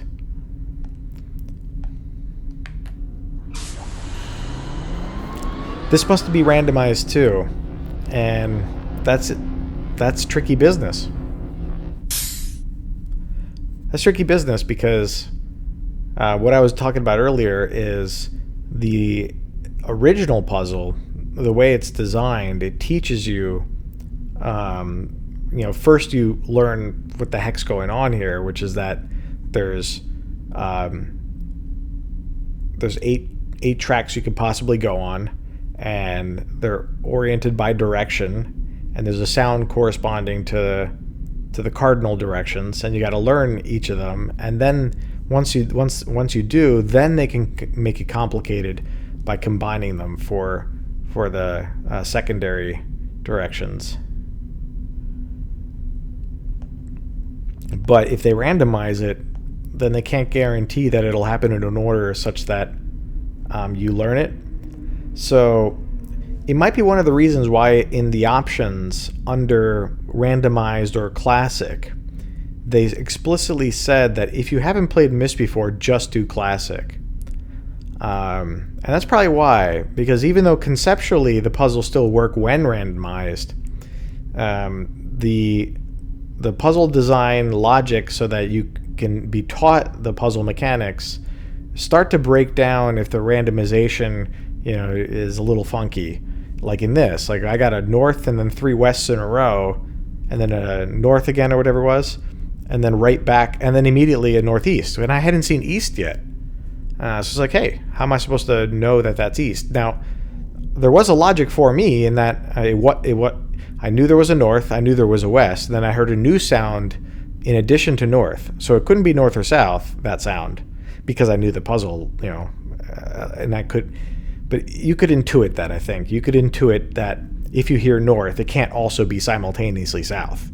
So you could do a logical deduction that if you hear the north sound, then the other sound isn't for south. It's got to be for east or west. And it's not west because you know that sound, so it's got to be east. So you could probably arrive at the same conclusion. It's just a little clunky for teaching you. All right, so I'm pretty sure this is just east.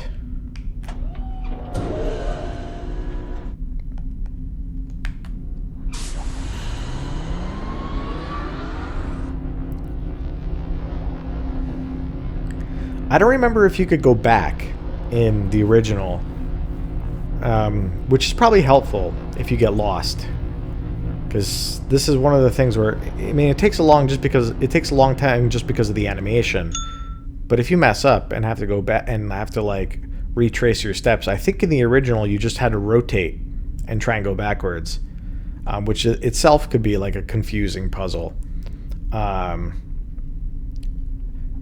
And so having a back probably makes like kind of checking your mistakes easier. So that's Ding, right? That's north. We haven't encountered south yet.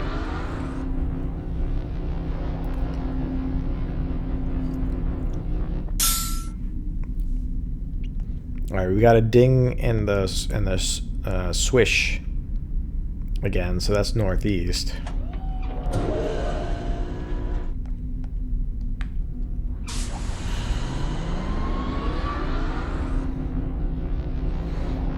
It's a little more clear that it's like a pressure release sound, like a steam release sound. So we finally got our first south, like a dunk. So that should be southeast.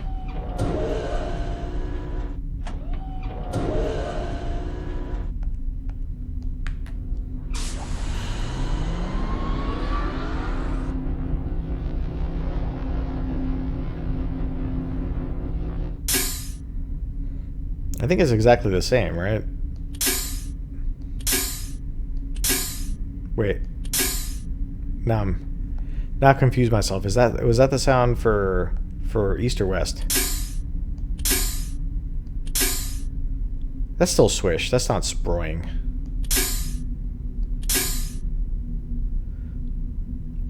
I feel like I'm going crazy and I hear like sproing in there.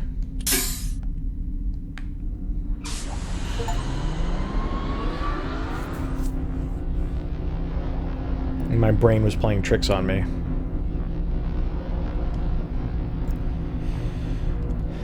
Alright, we made it through. And since we can get both pages in these remakes, we thankfully do not have to do this again. So I guess that in the original you just like arrived at the book. But I guess in this one, you're supposed to recognize that you've reached the end. Sometimes with like these types of games, having the Steam achievements is like a bit of a spoiler. I think in all games, not just these types of games.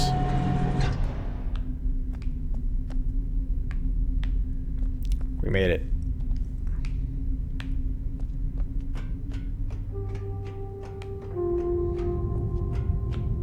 Dope.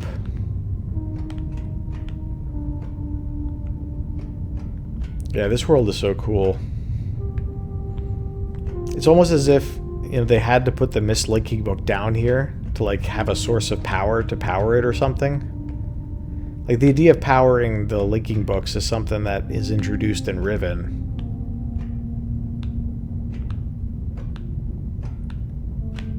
But you can retrofit it in here.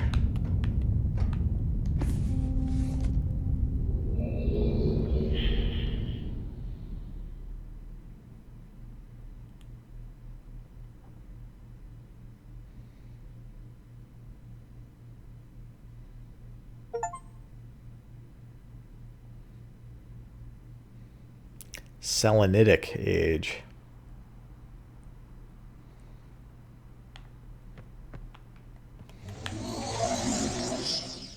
It's kind of neat how they just automatically get put back.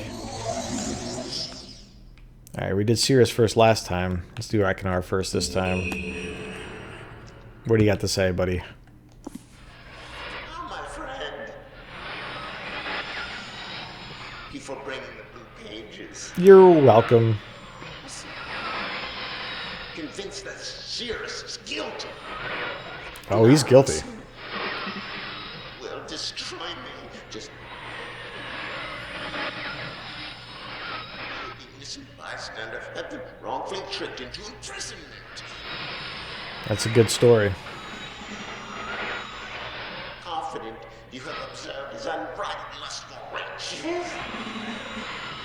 Maybe don't spend so much time trying to like turn me against your brother. Some plot. It was almost perfect. Blow to father. He tricked him into believing that it was I Who was the murderer? I did not murder father. Bring me the remaining blue pages, please. A liar. A fool and a liar. All right, all right. Be freed. You and your pages. What's the story over here? With each page, I can see you more clearly. Yes, good. I will be free from this horrible prison. Book. No, you won't. You must visit the one remaining age which you have not. I am confident that clear to you that my brother Agnar is demented. He is guilty. He sure is. He took advantage of the freedom our father had given us long. Agnar began to gain a twisted pleasure, conquest and destruction. I ask you again. Do not retreat the blue pages. Okay. So the lore that gets developed in Myst, that then gets expounded upon. I've messed up that word, I think, in like 20 different streams. So the lore that they build on to avoid that problem altogether is that Atreus and his family, and you ultimately learn his whole heritage through the Dunny civilization, have this capacity to write linking books that take you to places. And that's the mechanism we're using in Myst to get around. And right from the start in Myst, they bring in this notion of like colonialism immediately, which is really neat. Because it has several layers of applicability. And within the story of Myst, like it helps if you read those books as complement to what the brothers are telling you. But you get this idea that through this library on Myst Island, this family, these two brothers and their father and mother, and they don't talk about it specifically, but you get the sense that they're going around to these worlds. And then through the books that you can read, you can see Sirius and Akonar's exploits on them, which are not great. And so they're getting access to these worlds on which are civilizations with different cultures, and they're kind of trying to see how can we use them to our advantage. These two brothers do. So there's a colonial story here of like gaining access to other worlds and co-opting them for your benefit. That's one level at which this exists, and they explore that throughout. And then there's some backstory books within the world, the universe of Myst. They were written, I think, after the release of Riven, between Riven and Myst 3. And there's 3 of them, and I think they were all 3 written after Riven. I don't know if there's been any more since then. I probably should check. But I enjoyed them very much when I was a kid. I got all 3, and I read them. It's the Book of Atreus, I think, is the first one. Book of Tiana is the second one. And the Book of the Dunny is the third one? That sounds about right. They're named that way, but it's a bit... the names are a little misleading. Because like the last one is... It's the second one, that's the Book of Tiana, is actually more about the Dunny civilization than the rest. And the first one, the Book of Atreus... What was that one about? I'm pretty sure it's about this Atreus, or was it the grandfather Atreus? I think it's about this Atreus. I don't remember what they did. But the second one, the Book of Tiana, is definitely the one that I liked the most when I was younger, and I've remembered a lot about it. And fun Easter egg for those paying attention. My gaming handle which is basically my internet handle that I've used since I was a kid. In part because, once you start putting names for email addresses and things and aliases online, it's just easier to just keep reusing the same one. And because the internet is like a big space, you want something that's semi-unique. So, if you're going to use your regular name, your like legal name, you got to use like a birthday or some other numeric thing. And then if you're also going to use like a character that's semi-popular, the same problem is going to arise where you have to do something unique to it. So maybe you do a combination of words or words and numbers. So when I was a kid, I wanted to use something from the Myst books for my name, and like there's a lot of characters in there, and I picked Viovis or Viovis, however it would be properly pronounced in the Dunny language. But that's not enough. Like, even though, the Myst series is not as popular as like Star Wars or something, that Viovis was often taken on different sites. So I had to append a number to it. And when I first did it, I just appended like 01. But then I was like, let's do something that at least has a meaning behind it. And so I did 007 for Bond. And so that's my Twitch name too, unless I ever, get popular enough that I want to change it to something better. Right now it's VOS007, and I've used that for a lot of things. And that comes from the Myst books. But in the second Myst book, the book of Tiana, where they talk about the Dunny civilization, I shouldn't say like just talk about, like the book takes place during the like final days of the Dunny civilization, so you get to see these people in action, and then you hear more backstory from like the earlier times, and they have a discussion amongst themselves about the nature of their craft, which is to write these linking books, and there's kind of like philosophically some schools of thought, where one school of thought is when you write one of these linking books, it is a linking book in the sense that the world exists, and by writing it, you get like access to it, and you are not the creator of it. You're just able to go visit it for a time being. And there's another philosophical point of view that by writing these worlds, you create them, and so if you create them, then you should have mastery over them, and you can do what you want with them. And that attitude is shown in a variety of characters in this series. Like in Riven, it's a big thing, where Gen, Atris's father, has the point of view that he's like the creator of these worlds, and he's better than the peoples in them, and it's his right to dominate them, and to do whatever he wants to their world for his purposes. And Cirrus and Achenar, I don't know how much they were taught about like the old age of the Dunny civilization, but they do kind of espouse that belief, perhaps in like a teenage careless way, where they're just like, oh, cool, library of books to go to. Wow, we found all this cool stuff here. Like, it's ours for the taking. And what about these peoples? Well, we could trick them and scheme them and get them to do our bidding and have them be our servants. Like, it's our right to have that happen. Or like, who are they to stop us? So that's like the point of view that these two brothers share. And Atris is much more clearly like the point of view of, I'm not the creator of these worlds. Like, I'm just able to link to them, and I have to be respectful of the places I'm going and who's there and their traditions and all that. And so there's this colonial message through them. And I think the third book, the Book of the Dunny, in the series is much more directly about that concept. I think there's like a world that the characters go to, and there's like this kind of hidden slavery happening within it, if I remember correctly. And it gets discovered throughout the story. And so it's kind of like another representation of this conflict.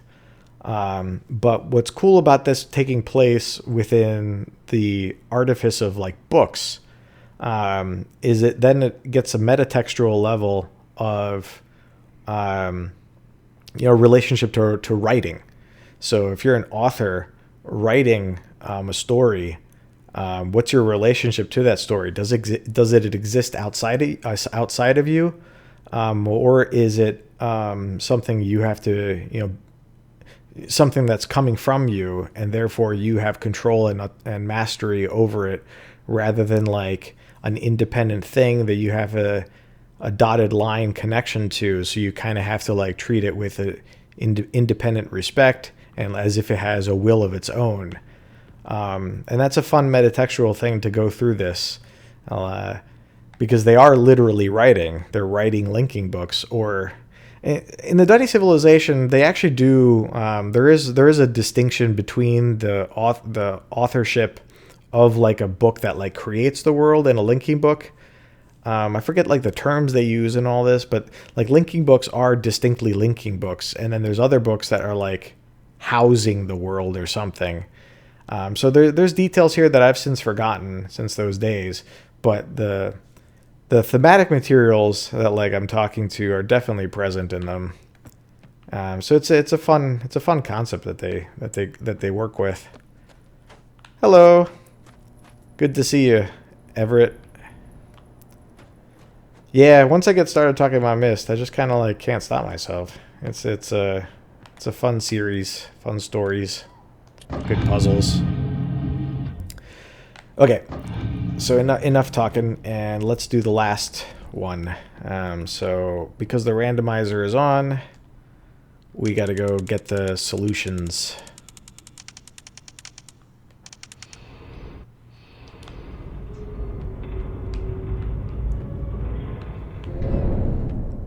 So it's the ship, the boat that we got to do.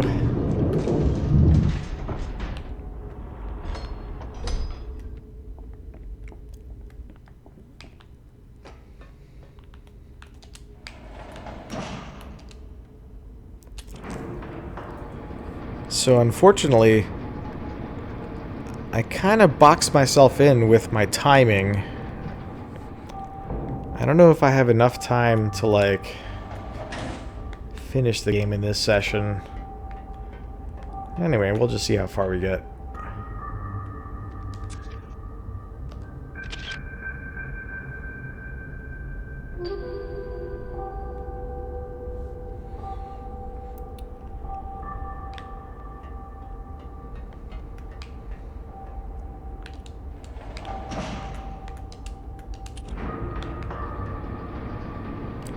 So as with the other puzzles, you can kind of figure it out, what the meaning is of the things you're seeing, of the key you're seeing, by context clue and process of elimination.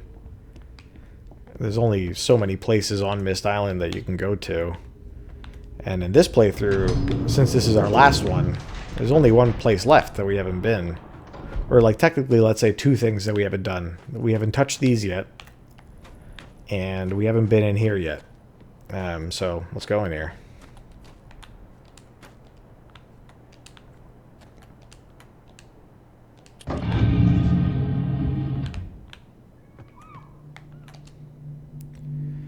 Okay, and so very clearly we see things that look like what the key showed us.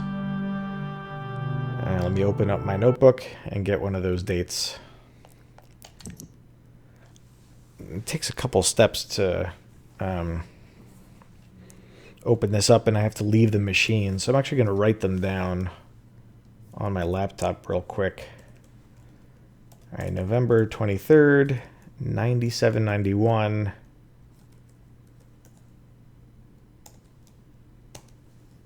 6:57 p.m. September 21st, 6138. 12:16 p.m. and then July 13, 2305. Again, not to worry too much about the lore, but these are like Earth calendar dates. What's the deal with that? And time. But let's not worry about that.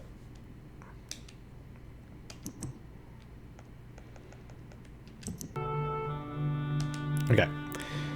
So let's do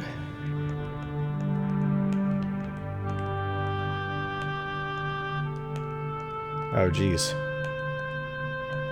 How do I get to the other things? Alright, well, let's just do the time first then. 6:57. Oops.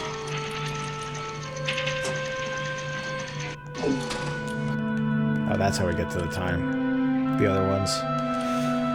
6:57. They don't do AM PM, so we've got to do 24-hour time. Is that right? I guess so. So 18.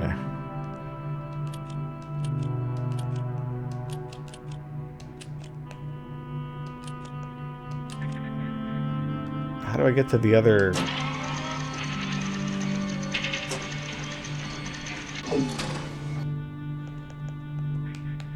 Okay, I'll just use the freehand. Oh, there it is. This thing takes us to the other controls. Right. Yeah, this is the same way it worked in the original.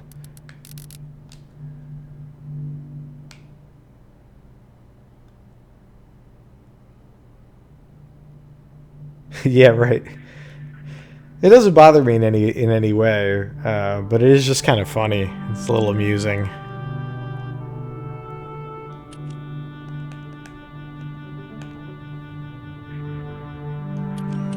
Alright, I miss keyboard and mouse controls. Okay. November.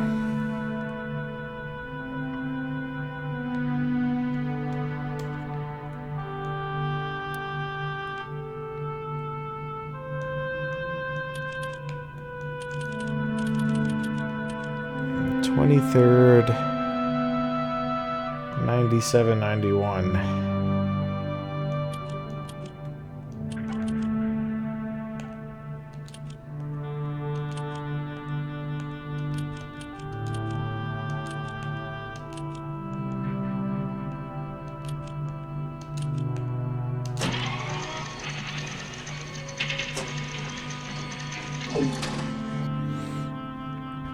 Okay. I don't recognize that immediately. Let me just double check, and then I'll use the screenshot. November 23rd, 97, 91 at 6:57 p.m. That looks right. Alright, so the screenshot will help us figure out what it is. And then we'll do the second one. September 21st.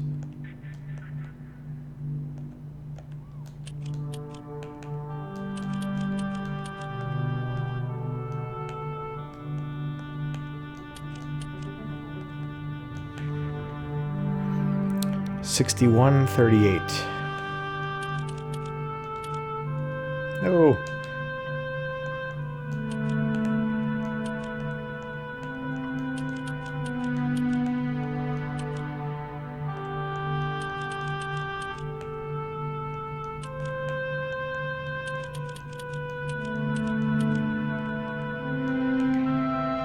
At 12:16 p.m.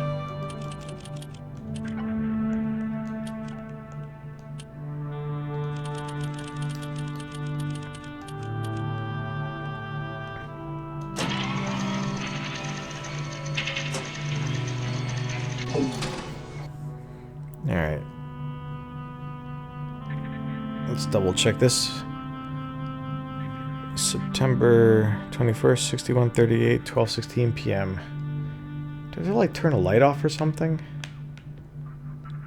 Maybe that's what it was.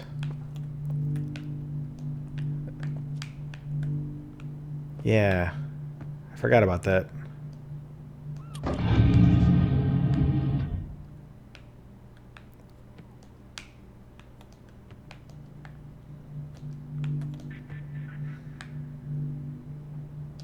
Alright, that makes it a little easier to see. Cool.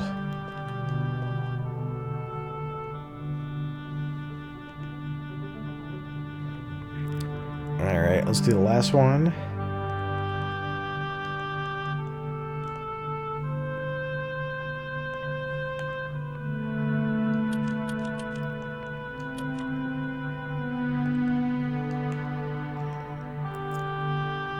July 13.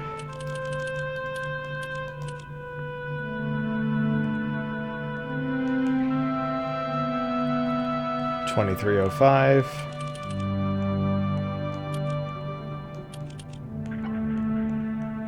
I hope they don't try and visit Earth on these dates. Might not be a fun place to be.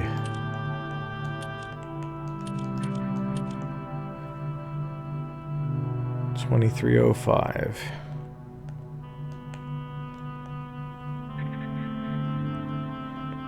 $10.56.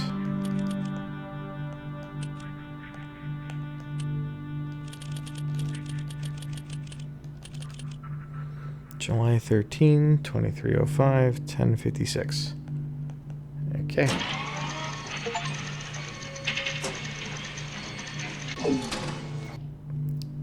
We viewed some dated constellations. Nice. That looks like the one that's an arrow. Cool. Alright, we can probably figure out that first one without turning the light off. At the very least, we can guess. Alright, now I was messing around with these on a previous stream. But the idea is to match up the constellation to the star pattern. So let me just turn them all off after looking at what they are.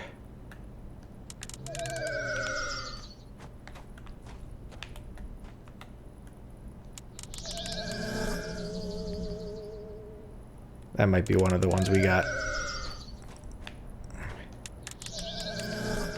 That's definitely one of the ones we got. I'll just leave it on.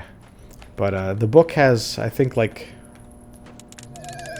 pictures corresponding to the star positions.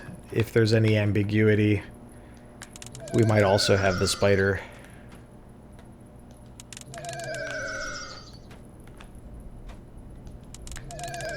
I should probably show that off, just to show the way you're intended to go through it.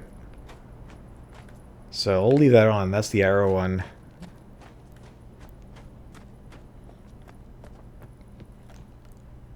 If I remember correctly, stone ship.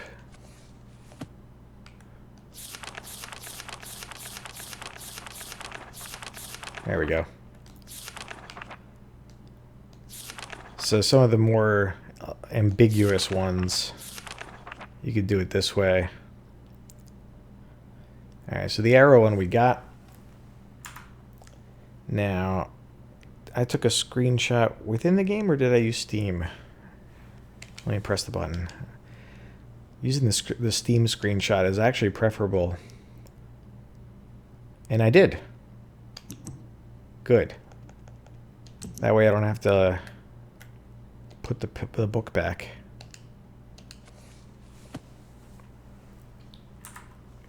But I'm going to match them up real quick. Even though Steam is not visible on the stream. You saw it earlier. Alright, so the other one was this set of stars.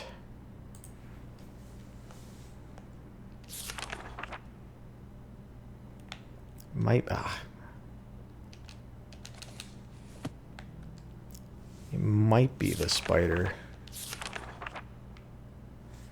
It might be the anchor. Let's compare side by side. Yep, one of them is definitely anchor. Okay, so we got anchor is the other one. And let's check out this last one.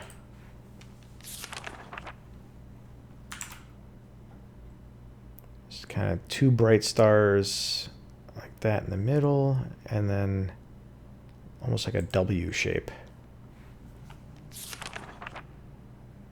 Yeah, I was right. Spider is the last one. So spider, anchor, and arrow.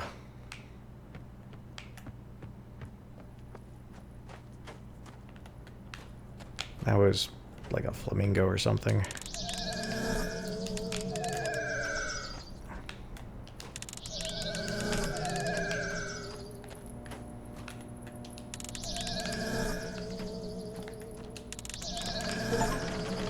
There we go. And we get a little visual confirmation. we did something good. That's another example, though, of like the Steam achievements can be a little bit of a spoiler.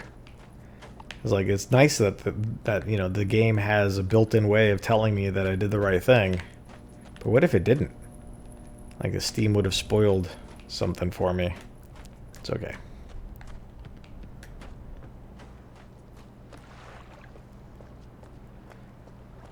Alright, so we did the puzzle to get to the world, and then we got the world to do. Now, my goal for doing this stream is to finish the game so I could try the new world that they added, which would be nice to put on a stream, of course. And so, if I want to do another stream anyway for that new world, which, you know, is new to me, so I won't know how to solve it, so it'll probably take me longer. And I don't know. I don't even know how much content they've included in it. It might just be a longer puzzle anyway. But that would be the bulk of a stream. So I either end it now and like finish this thing off next time and then go to the new world, or like cut this in half.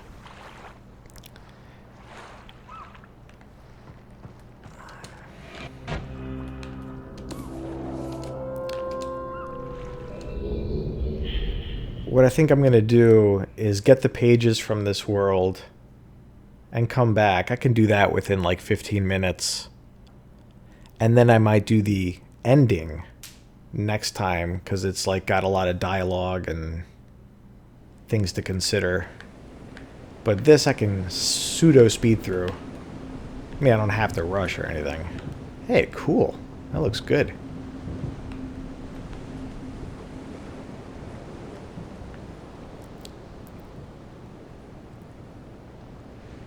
Yeah, the star is disconcertingly large on this age. Okay.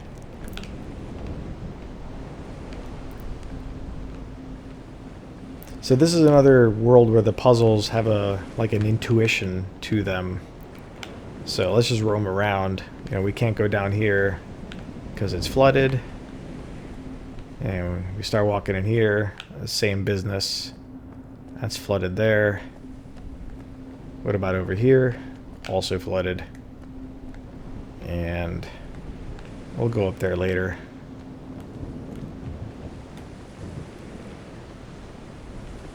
So let's come over here and interact with this apparatus.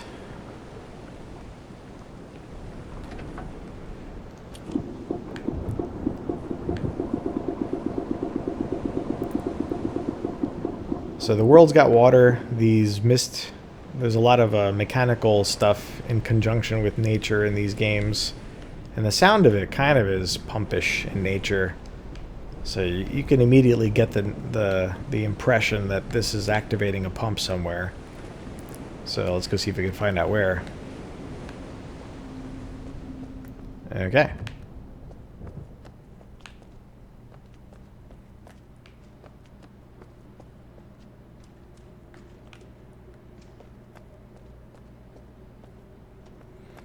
So, long dark tunnel leading to a lavish, stately room. And since this is the last world that we've gone to, and there's been the presence of both of the brothers' rooms in each world, we already know that this is serious even before we see the red page.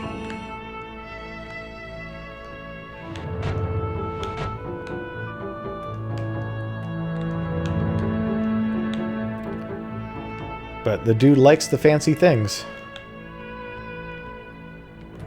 I mean, he does have a very nice room. Like, he kind of sucks, but his room is awesome. And if I remember correctly, the second half to the final secret page is in this world too. Probably in the other bedroom, I guess.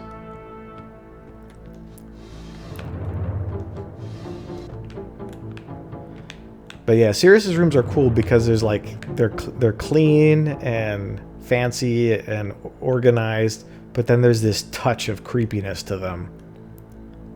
Like, what is he doing with this? I don't know, but I don't like it.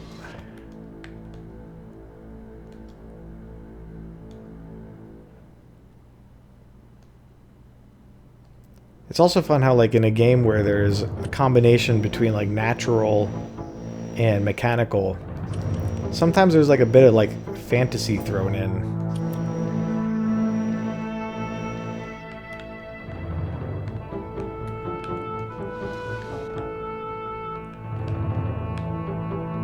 Alright, so we got the red page. We saw Sirius's creepy room. We know not to trust this guy.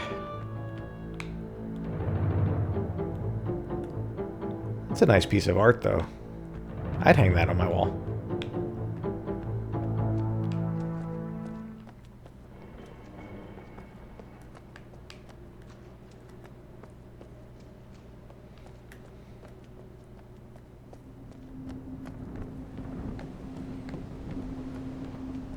Alright, let's head over to here. The same area that was pumped out is accessible from the other entrance.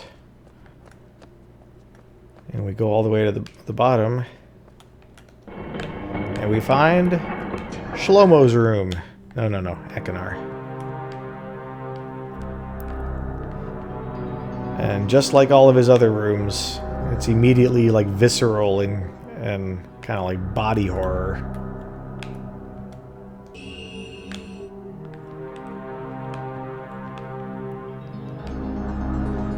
Yeah, something's wrong with Ekinar, alright.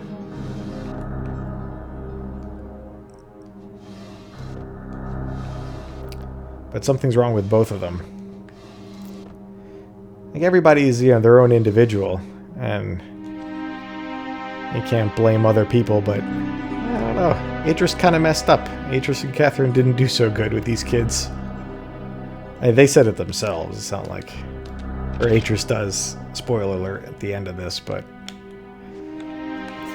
So this is the other half of this secret message that we've found. We will deal with that later. I actually already got that page on my part 1 of this stream, because I was just talking about, like, speedrunning the game.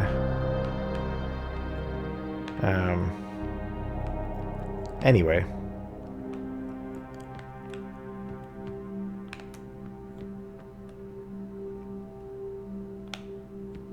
They are cool cultural artifacts, though.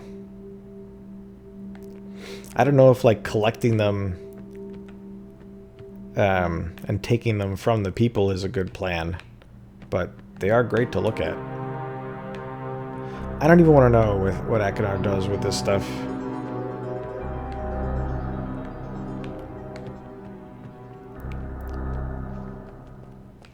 Alright, so we'll wait to turn the light on before we do anything else in here.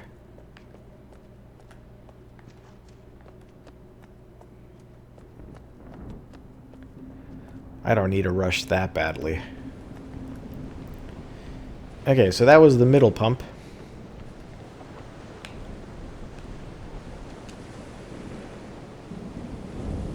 Oh wow, cool. I haven't read that. I don't believe. I'm not.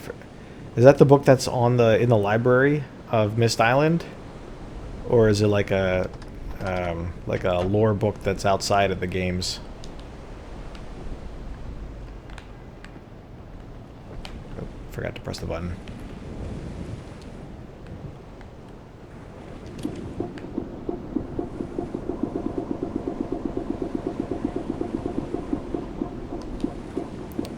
Oh, nice.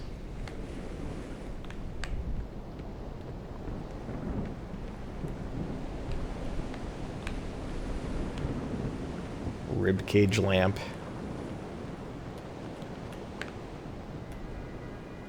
This whole thing is one of my favorite little puzzles of the game. A key to open a key. It's just like, it makes you laugh. So we pumped out the water from this. I guess I didn't show off this room earlier, but it was also full of water.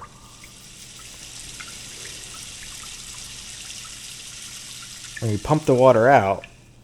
And we come down to the bottom, and there's a barrel that has water in it. And we release that water. And then we think, what might that barrel do now?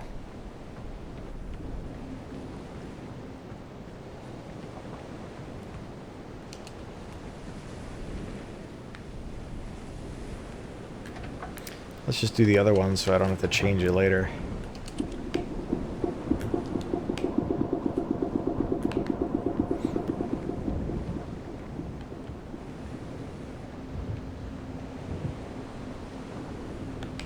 Where am I going?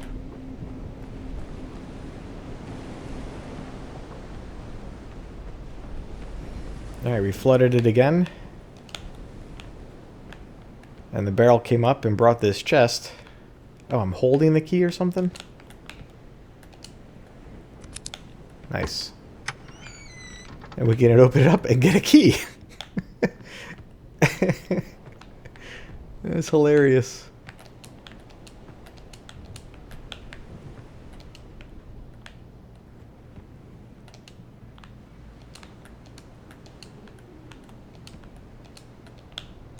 I have to like grab it or something.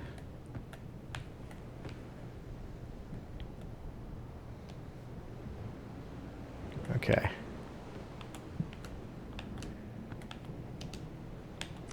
There we go. Did that work? No. Alright, come on, controls. Walk over. There you go. So it's kind of like the pages. It did it automatically as like if I just moved close enough.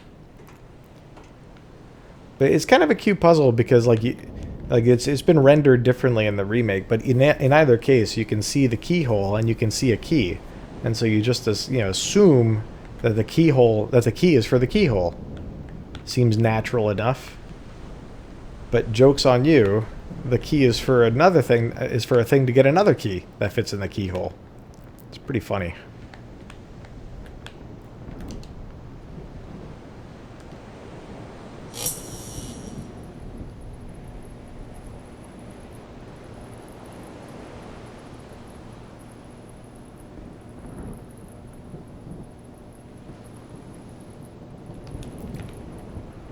Alright, so we've generated a little bit of juice.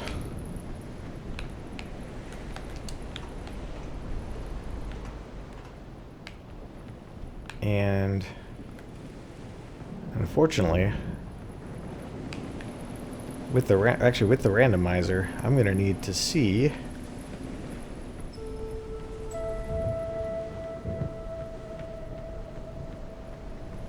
so pretty.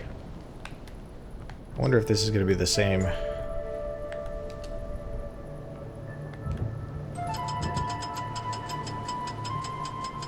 Yeah.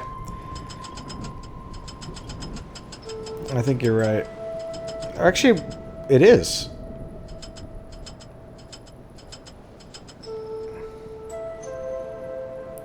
This is like 23 degrees or something? How about that?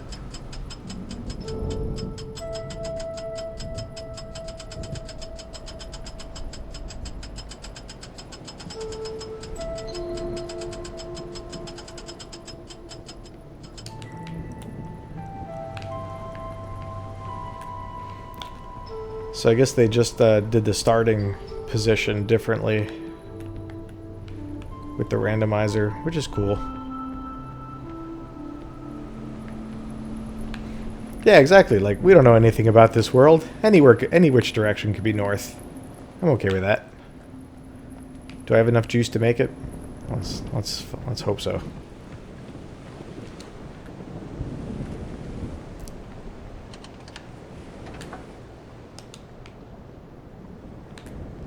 Oh, I forgot the button. But yeah, like on this stream, I'm kind of compressing some exploration that's probably required for solving these puzzles for the first time. So You know, if you go up to the telescope before you put some juice in, you know, you don't see that flashing light to give you any indication of a special value at a coordinate, or in a direction, I should say. So you might not know what the use of the telescope is. And then the second part of it is lighting the pathways. You have to probably come down here once and find this, which is easier in the remakes than the original game, where I think a lot of players probably struggled, even with the lights on, to notice that you had to open a panel, which made it difficult. But I had a friend who played the original Myst recently for the first time, and he found it without any issues, unlike some other exploratory puzzles in like Riven, where he got frustrated when he found it. He's like, I can't believe it was there and I just didn't see it. But the Myst games definitely have some element of you got to explore and like try things out, because you might miss something. Okay, so I'm looking for, I guess, 25, because these are still, what are these?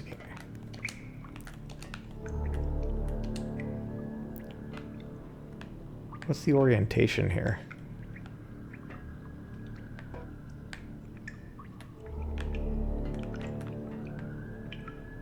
Oh, okay, there it is. 5, 10, 15. So it's 90, 45.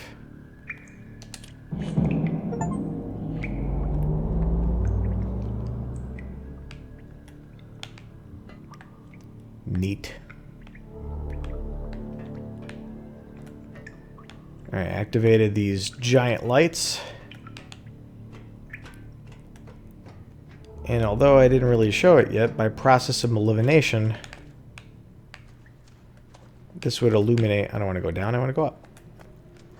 The last room that we didn't enter.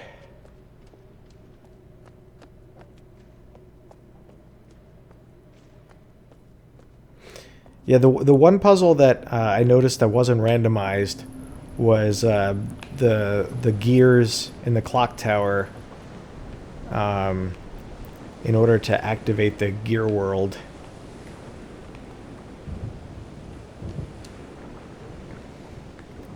And that one I figured can't be randomized, because the puzzle is holding down the levers until you realize that you can rotate the center one independently of the others. And if you change it to be a different number, then that revelation won't happen. So that one seems to be fixed, and it makes sense for it to be fixed. But everything else so far has seemed randomized. Cool.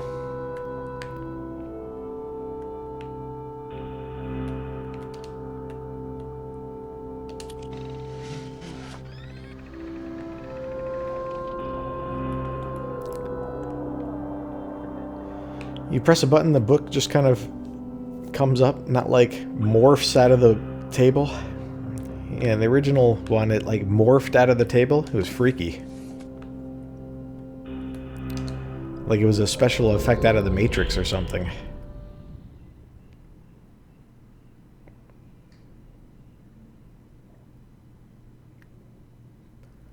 Oh my god, did I forget to get Ekinar's page?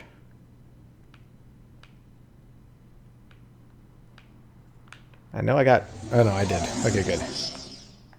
I know I got Sirius's. Sweet. So, we've got... This is the last world we went to, so it's the fourth page that we're bringing the brothers. And I think, because on the next stream I want to show the ending...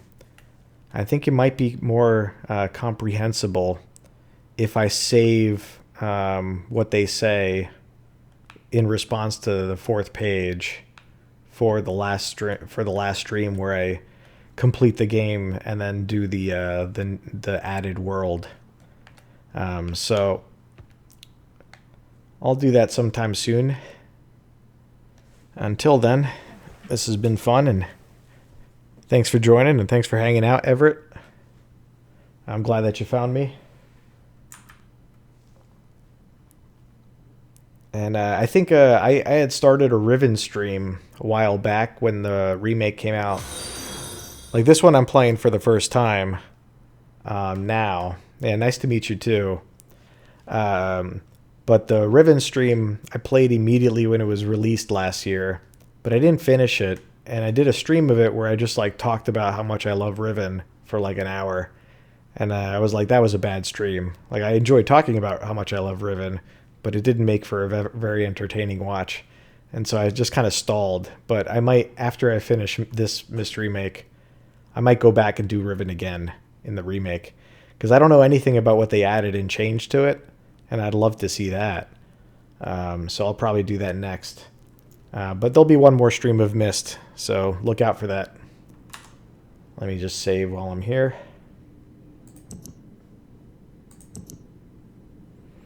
Alright, that worked. Alright, be well. See you soon.